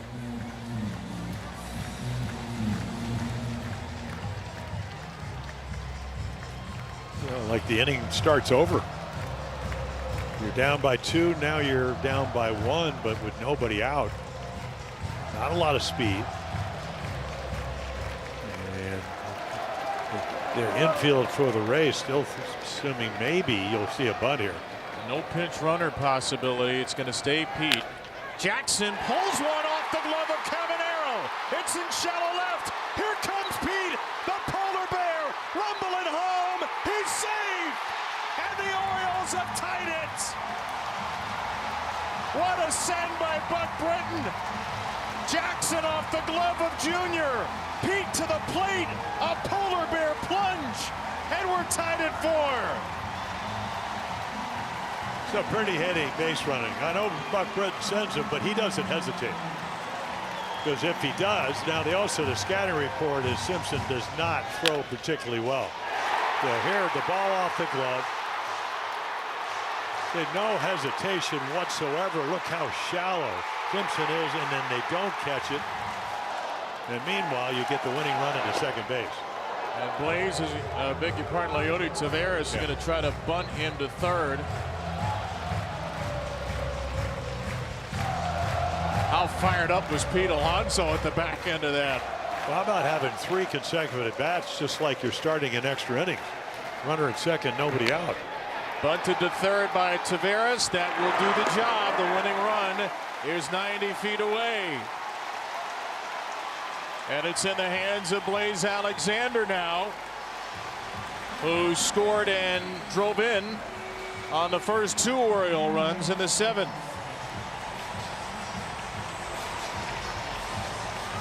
And the Rays are going to take it out of his hands. They'll intentionally walk Blaze and go left on left with Jackson Holliday.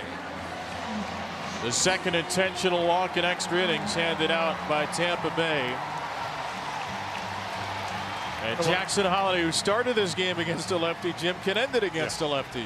Well, and Seymour, I mean, the polar opposite of Shane McClanahan, who was throwing 98. But again, a crafty lefty. The Rays are pinching in the corners in case of another bunt, and Jackson will take a strike instead. Well, on a squeeze, not a safety squeeze, but a squeeze, you start the runner. and you just assume that he's either going to, if he gets the ball down, you're going to win the game.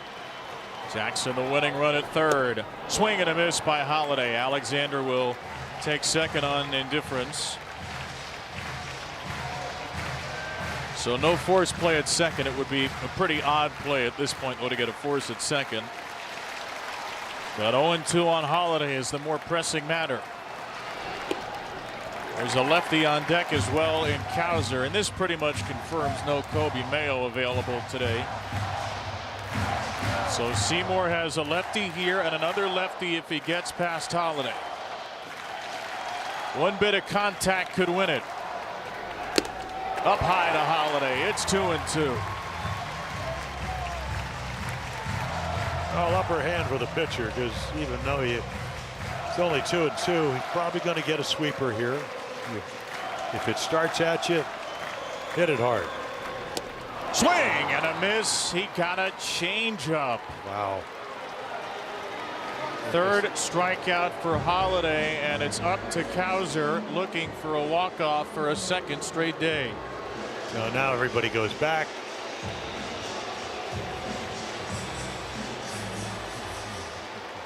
Don't see a whole lot of lefties throwing changeups to lefties, but that was superb. As I said, he started 5 games for the Rays last year.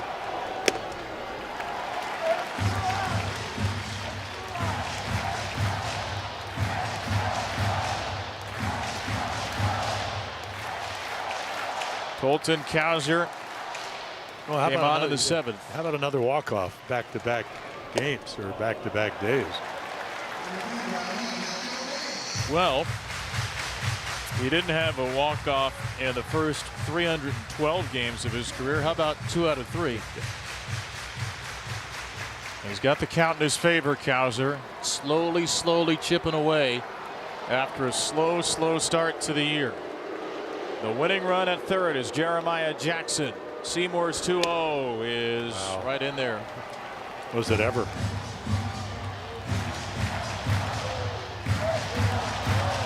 If Cowser walks or is hit by a pitch, Taylor Ward would be the last man in the 11th. The 2-1 rounded foul, and Seymour is a strike away from an 11th inning escape.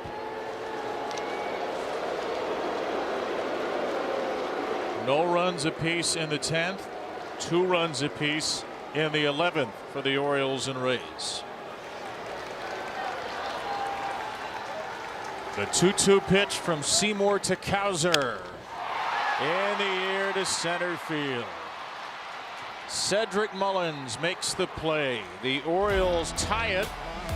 They strand the winning run at third. How about a dozen? Game tying hits from Pete Alonso and Jeremiah Jackson. Rays got 2 on a Mesa home run in the 11th. Orioles answer with 2 in the bottom.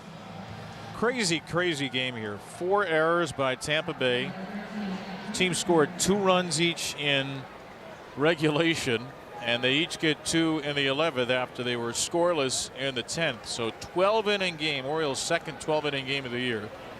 Simpson is the extra runner for a second time in extra innings. He was the extra runner in the 10th. And Junior Caminero leads off the 12th as Tyler Wells comes back out there looking for a bounce back inning. Caminero, a base hit, 2 ground outs to short, and 2 strikeouts swing. And he punches his ball to right field. Cowser off a late start retreats and makes the catch with the sun shining down now. Simpson does tag and go to third. So a productive out, but an out to begin the 12th. Yeah, nice play by Colton Cowser this time of day. Very difficult to see balls in right field. So now the Orioles get to play their infield in.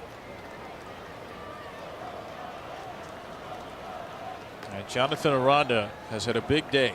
Last time he batted in this spot, 10th inning, runner at scoring position, 1 out. He was intentionally walked after the count got to 2-0. And the count will not get to 2-0 here.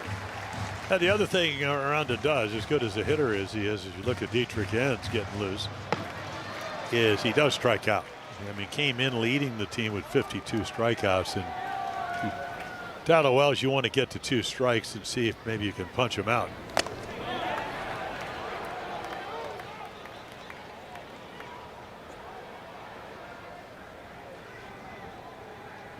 Once again, the challenges are refreshed for those teams without it. So Orioles get one back. Rays have one.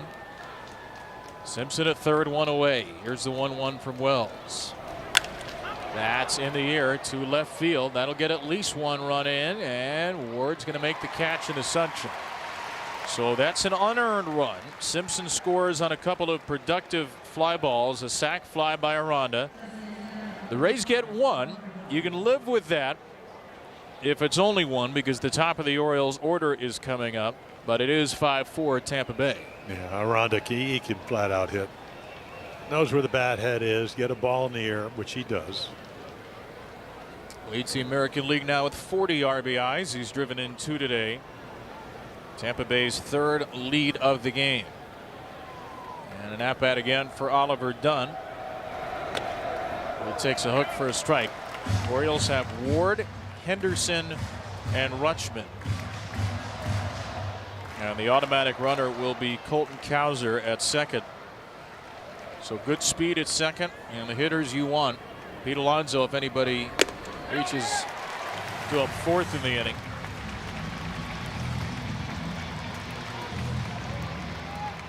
Not sure who it's going to be for the Rays, because Garrett Clevenger has been warming as well, the lefty.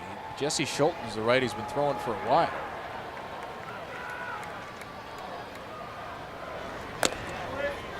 High cutter, it's 1-2.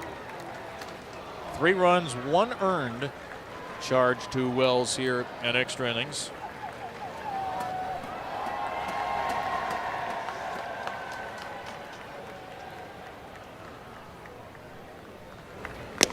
And he strikes out Dunn looking. A cutter to freeze him. So 1 for Tampa Bay. Top of the Orioles order coming up, trying to tie or win it right here. Game today. Rays had a 1-0 lead. Orioles led 2-1. Rays tied it at 2. Led in the 11th. O's tied it again in the 11th. Tampa Bay gets a run in the 12th. And the Rays turn to their 5th reliever of the day. The last time we saw Jesse Schultens, he was pitching 4 innings of long relief and back of Steven Matz on Wednesday. Today he'll try to get a save in the 12th. Yeah, gave up a couple of runs in that game, and you can see not a strikeout per inning, so the Orioles got to figure out a way to at least tie this game, maybe win it.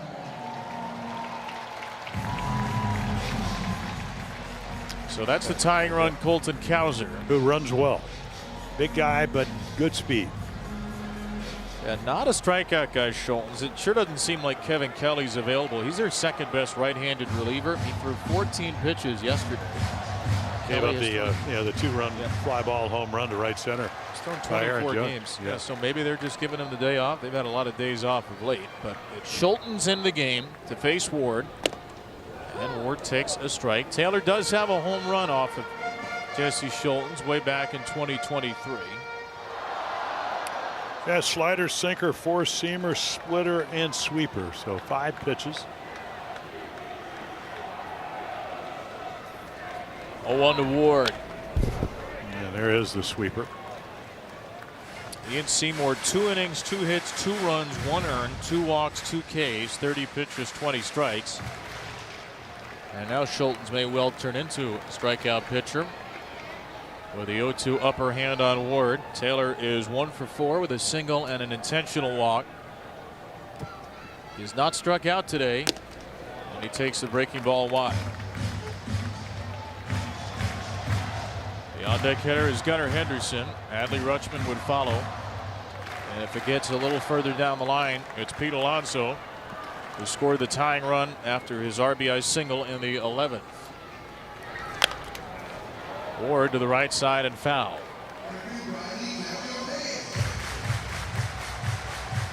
Orioles' second 12-inning game of the year. They won 7-5 in Kansas City. The Rays 9-1 in one-run games this season. Outstanding. The Orioles 4-7. Tampa Bay the best record in the majors, in part because they so often win these games. Down and away to Taylor Ward. It's 2-2. Greg Albert has exhausted his bench by the 7th, assuming no Kobe Mayo today.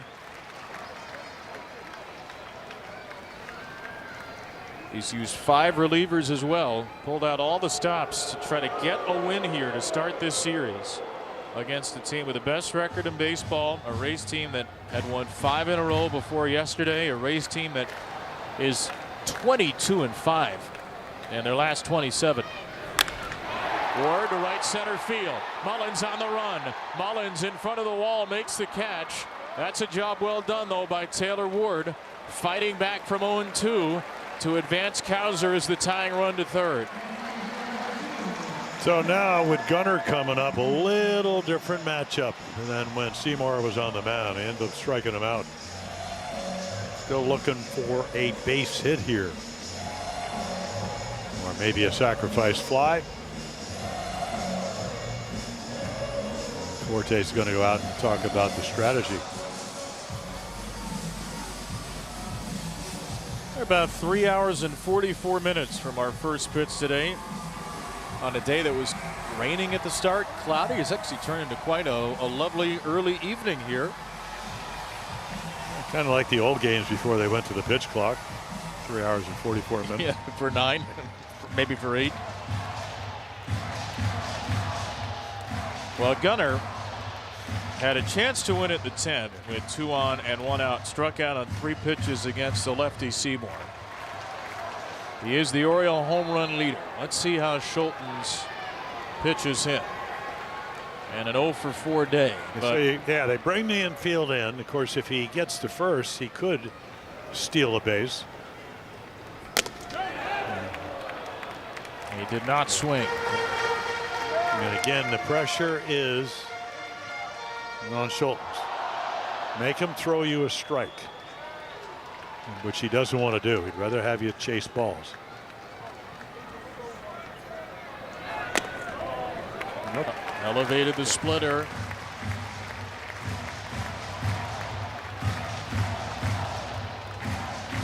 Adley Rutschman on deck. It's not like you want to walk Gunnar to get to Adley in this spot. We'll see if he gives in here on 2-0. Pitch clock winding down. Got a late call from Fortes. Gunnar rips a high slider back. Yeah, almost like a cut fastball. Able to get it in on his fist.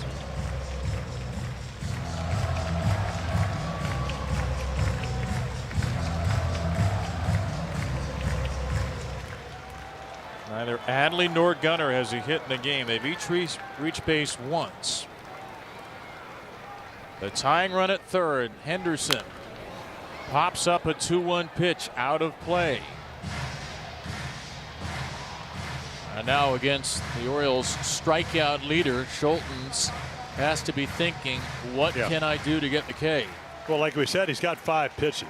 And if now that you've gotten to 2 strikes, if you're Gunnar, you got to look for all of them. Not even close. Saw the tarps off group that has gathered in right center field. A few dozen of them waving their shirts above their heads, trying to help kickstart a rally. 3-2. Winning run at the plate. 1 out in the 12th. It's a line drive foul. Went to the splitter. Oh, he's gone to everything.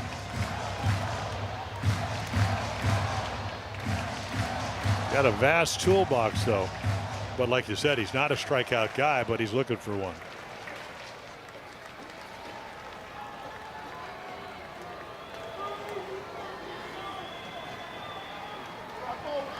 Couple of heaters, 3 splitters, 1 slider. 1 base to tie, 4 bases to win. Left side, that ball will get out of play as well. And once again, a good fastball up and in. But I kind of like the approach by Gunnar because He didn't get out front, just waited to see if he could put it in play. And I mean,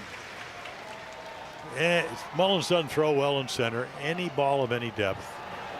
Simpson doesn't throw well in left.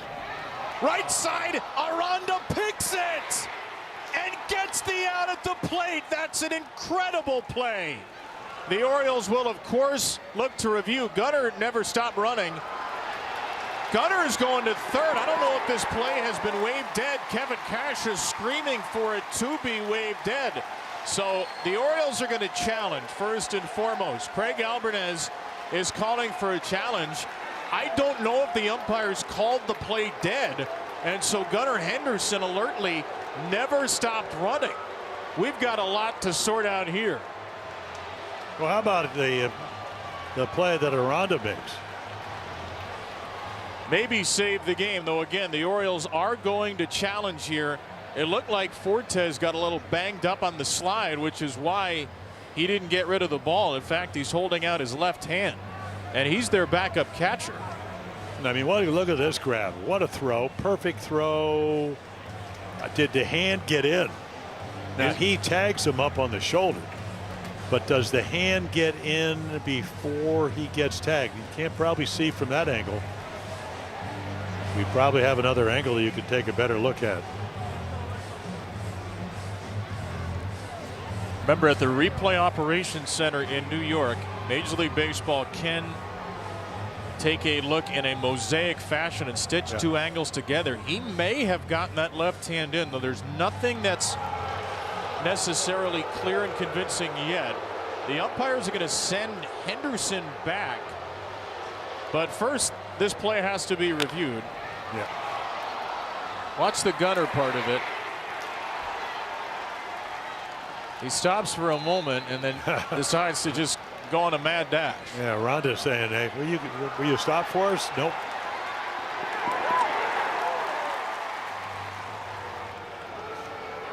Baltimore is challenging the call at home plate. Both the safe out call and the blocking of the plate by the catcher. Well, this is the whole game right here. Our Hyundai Managers Challenge, the Hyundai Getaway Sales Event. Deals so right it almost feels wrong. Only at your local Hyundai dealer. So the umpires huddled up together for a long time there, and they decided to send Henderson back to first. And so now it really is all down to this play, and that is an interesting look right there. I'm surprised that Colton Cowser didn't hurt his left shoulder. See, it looks like the glove gets in. Now, he doesn't block the plate, but I think his left hand's on the plate before he gets tagged. The crowd thinks so too. This is where, again, we have to remind folks the standard is there clear and convincing evidence to overturn the call on the field? Well, they got a lot of angles in New York. But what a play by Aranda. Perfect throw. And was the tag in time? This game's got a little bit of everything, doesn't it? A little bit of everything and a lot of some other things. I just don't know. We've seen these sorts of reviews over the years. I just don't know if there's going to be enough to overturn. I think he's safe, but I think doesn't usually jibe with the Replay Operations Center. Well, Kevin Cash, he knows what tagging guys out. After review, the call in the field is overturned. The runner is safe. Surprise, surprise!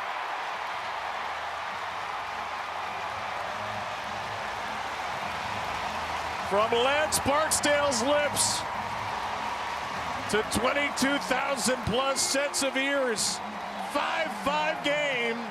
And Cowser, who was the hero with a home run yesterday, delivers a heroic slide today. Yeah, terrific slide. I mean, great defensive play. That play had a little bit of everything. And now you got speed at first. And I don't think that Gunnar Henn's going to linger very long. We already saw him get all the way to third. Forte 7 out of 46 trying to throw runners out. Not going on the first pitch to Rutschman.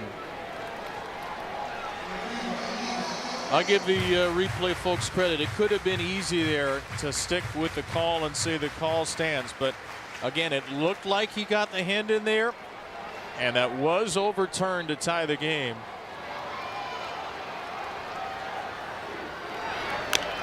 Adley off the end of his bat. He is down 0-2. So give Henderson credit for an RBI on the fielder's choice. As you said, an amazing play by Aranda. I mean, if he doesn't field that ball, Gunnar is at least at second right now.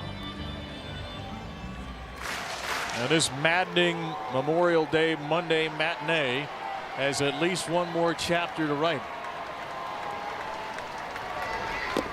Adley. Oh, wow. Couldn't control himself. Well, there's a good splitter. The other thing about Schultz, I didn't realize how quick he was to home plate. So pretty tough guy to run on.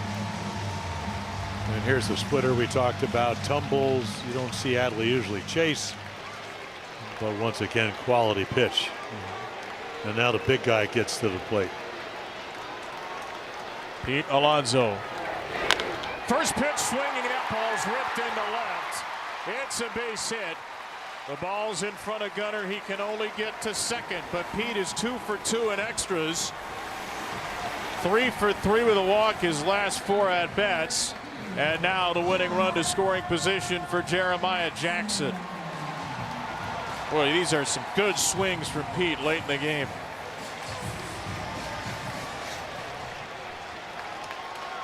Jackson tied it in the 11th.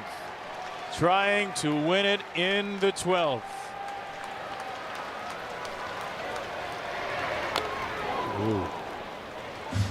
Nice sweeper.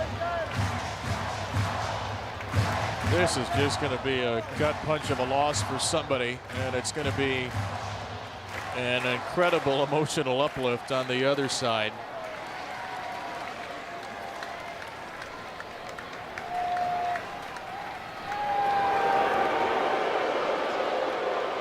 Remember, Jackson is a big pull hitter, and if anything's hit to left, Chandler Simpson has, as we've seen, a very weak arm. And Mullins doesn't throw well. You're going on contact, so very difficult. Now, Mesa Jr. and Wright's got a good arm. I mean, really good arm. But once again, when you're off on contact with 2 outs, very difficult to throw anybody out, especially somebody like Henderson's speed. A 1-1 pitch. Popped him up. Aranda's out. Mesa's in. Aranda's got it. Well, you having fun yet? The second game in the majors this year to go 13 innings.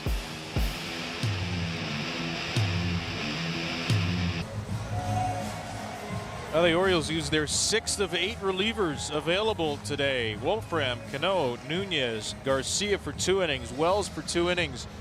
And now Dietrich Enns gets lucky inning number 13 in his 13th game of the year. 35-year-old left-hander, so a lot of ways to get you out. Four-seamer, changeup, sweeper. Well, maybe not the cutter because they're 1 for 1. So 3 pitches, and once again, you got the go-ahead run out at second base, the ghost runner. Good lefty-lefty matchup. Let's see how they play it. A bunt laid down by Richie Palacios to third. Holiday was late getting the ball out. I don't know if Jackson was covering late or if Holiday couldn't get a good grip. Maybe Enns got in the way, but Dunn, the pinch runner from a few innings ago, to third, and Palacios safe at first. Well, check out this bunt. There's an angle. So again, not playing a position you're familiar with. And by the time you take that extra step, it's almost like the runner comes into your throwing angle. I should say it was Alonso, not Enns, who may have been in the way. So first and third, a bunt hit for Palacios, who's 2 for 6, and now Mullins. He shows bunt. Adley fakes a throw to third, but nobody's covering third. The pitch is a ball. Cedric Mullins, 2 walks and 5 plate appearances. In his return to Camden Yards as a visitor, he can be the hero. I mean, who hasn't had a chance to be the hero at this point? Another bunt shown, another pitch high from Enns. Well, the same thing applies. You don't want to give up multiple runs, even though the Orioles did it in the 11th, and then they came back with 2 in the bottom of the 11th to tie it. We know Mullins is a very good bunter. He has 3 sack bunts. He has a few bunt hits this year. Another bunt laid down. It's a foul ball. It's 2-1.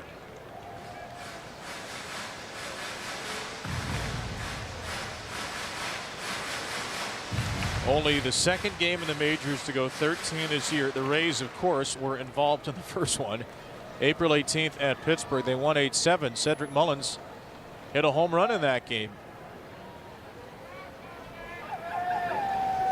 Ends his 2-1 pitch. Swinging away. Mullins fouls it off.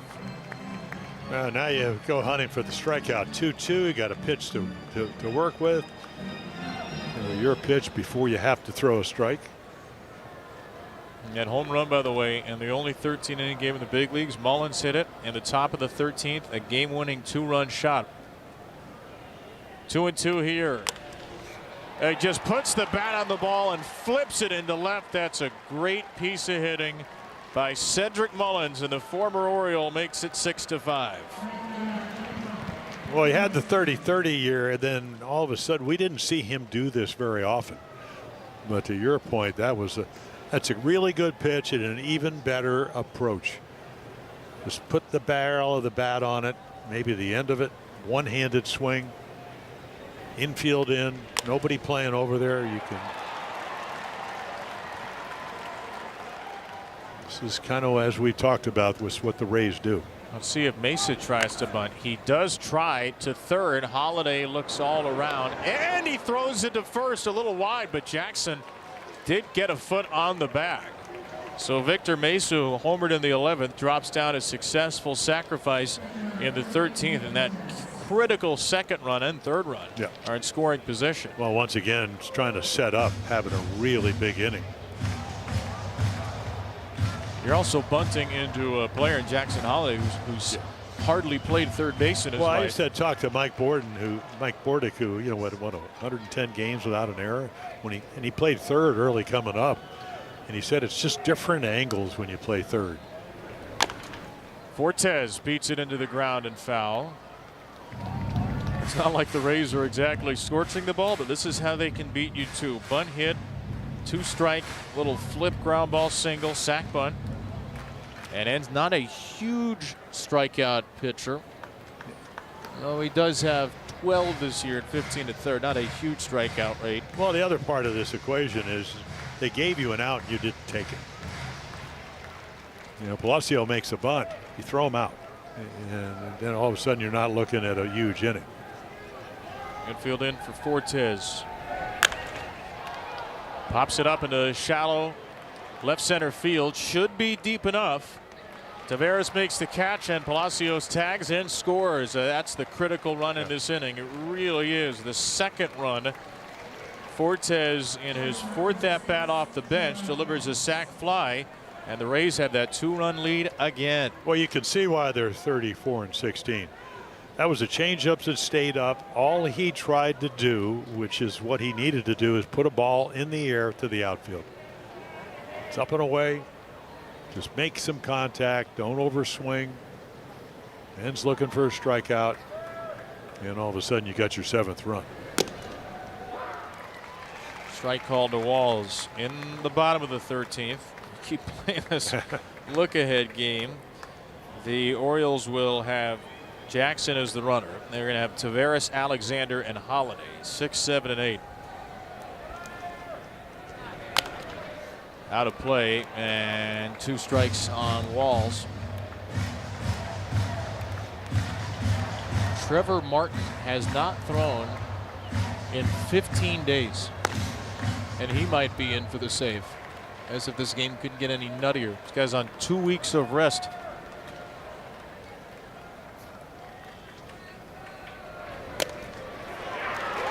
Walls will challenge a called strike 3. Challenging the pitch. Hold your horses. How many challenges? You keep track of how many challenges we've had today? I should have. That's a strike. Yeah. That's the inning. Rays get 2 more. O's have scored the last 2 extra innings. Can they do it again?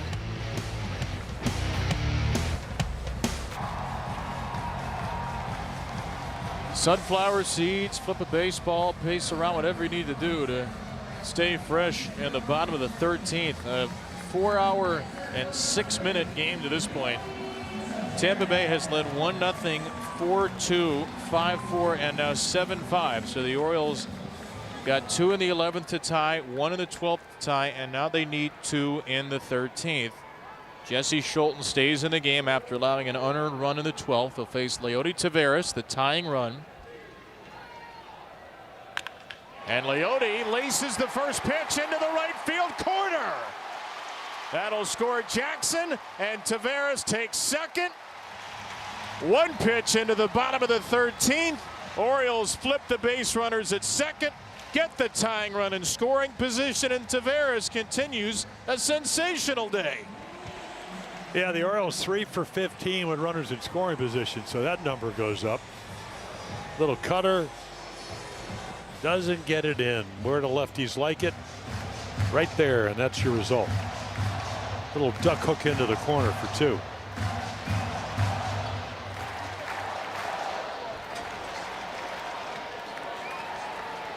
Two hits and a walk for Blaze today. He's going to square. Yeah. Well, I'm going to tell you, don't hit it to Aranda. Try somebody else.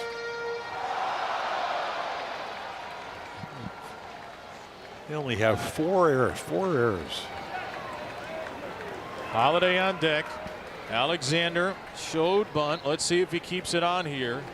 No, swings away. Line drive left center. Down for a hit in front of Mullins. And a big old stop sign at third. Alexander comes through with a 3-hit game. The winning runs are on base. This topsy-turvy game continues to tilt, and Jackson Holiday can win it for a 3rd time. Yeah, Taveras doesn't get a good read. This ball's going to fall. Well, right now he doesn't know that Mullins is a couple of steps to right center. Well, he's only able to go to 3rd base. But as you said, now all of a sudden, a chance for Holiday to do something. Well, the Rays just got, during the last at-bat, lefty Garrett Clevenger back up. But he will stay in the bullpen. Strike 1 to Holiday, who batted in the 9th and popped out. Batted in the 11th with runners at 2nd and 3rd and struck out. Clevenger and Martin in the bullpen.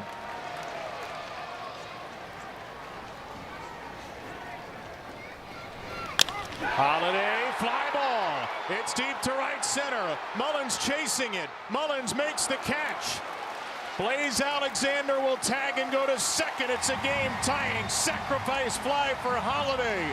Punch, counter punch, punch, and counter punch and extras. Holiday ties it with a sacrifice fly, and we're 7-7. Great pitch to hit, and gets the job done. You know it's going to be in the ballpark. Mullins is going to catch it. So it's just a matter, and again, Blaze Alexander heads up play, knows it's going to be caught, tags up, and now your winning run. Out at second base. This is just crazy. Well, once again, Colton Cowser, chance with a walk-off. Back-to-back days. His 3rd chance at a walk-off, I believe. 10th inning, he tried to bunt instead of play walk-off. He bunt grounded out. 11th inning, 2nd and 3rd, 2 down. He flied out. Scored the tying run in the 12th. I mean, he's already made a contribution with that amazing head-first slide. Got the glove in around Nick Fortez's tag. Base hit to win the game. Fouled back, 1-1.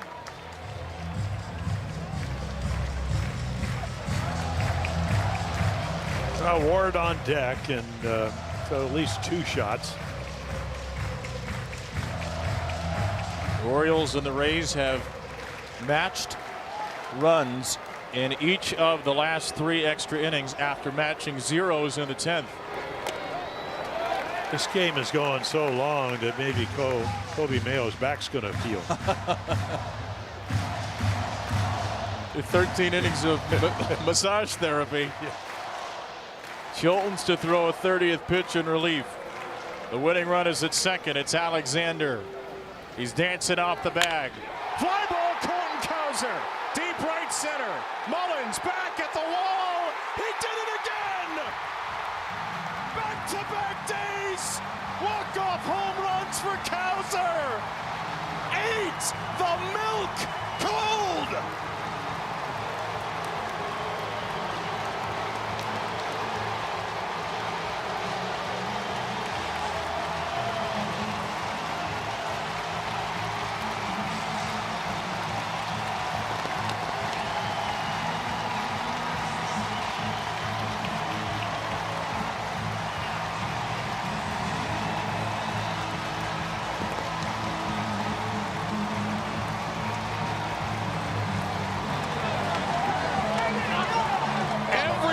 Ballpark.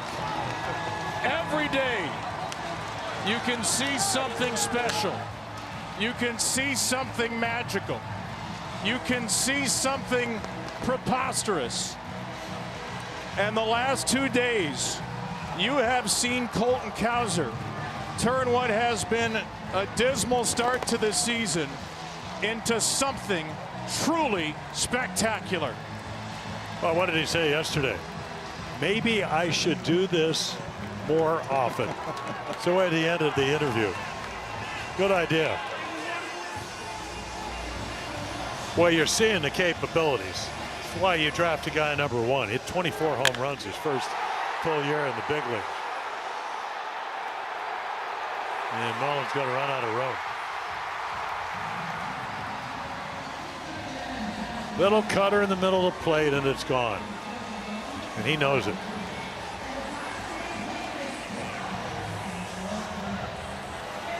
No walk-off hits for Colton Cowser in the first 312 games of his career.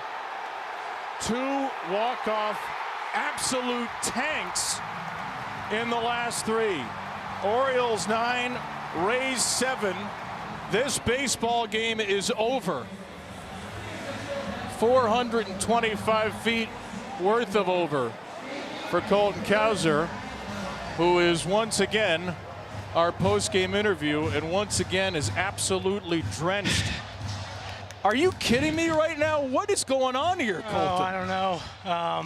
Honestly, just trying to get a base hit, contribute any way I can after the really bad bunt, and so yeah, honestly, glory to God, and wouldn't be here without that, and wouldn't be in the position I am without that. So, well, what did you say yesterday? Maybe I ought to do this more often.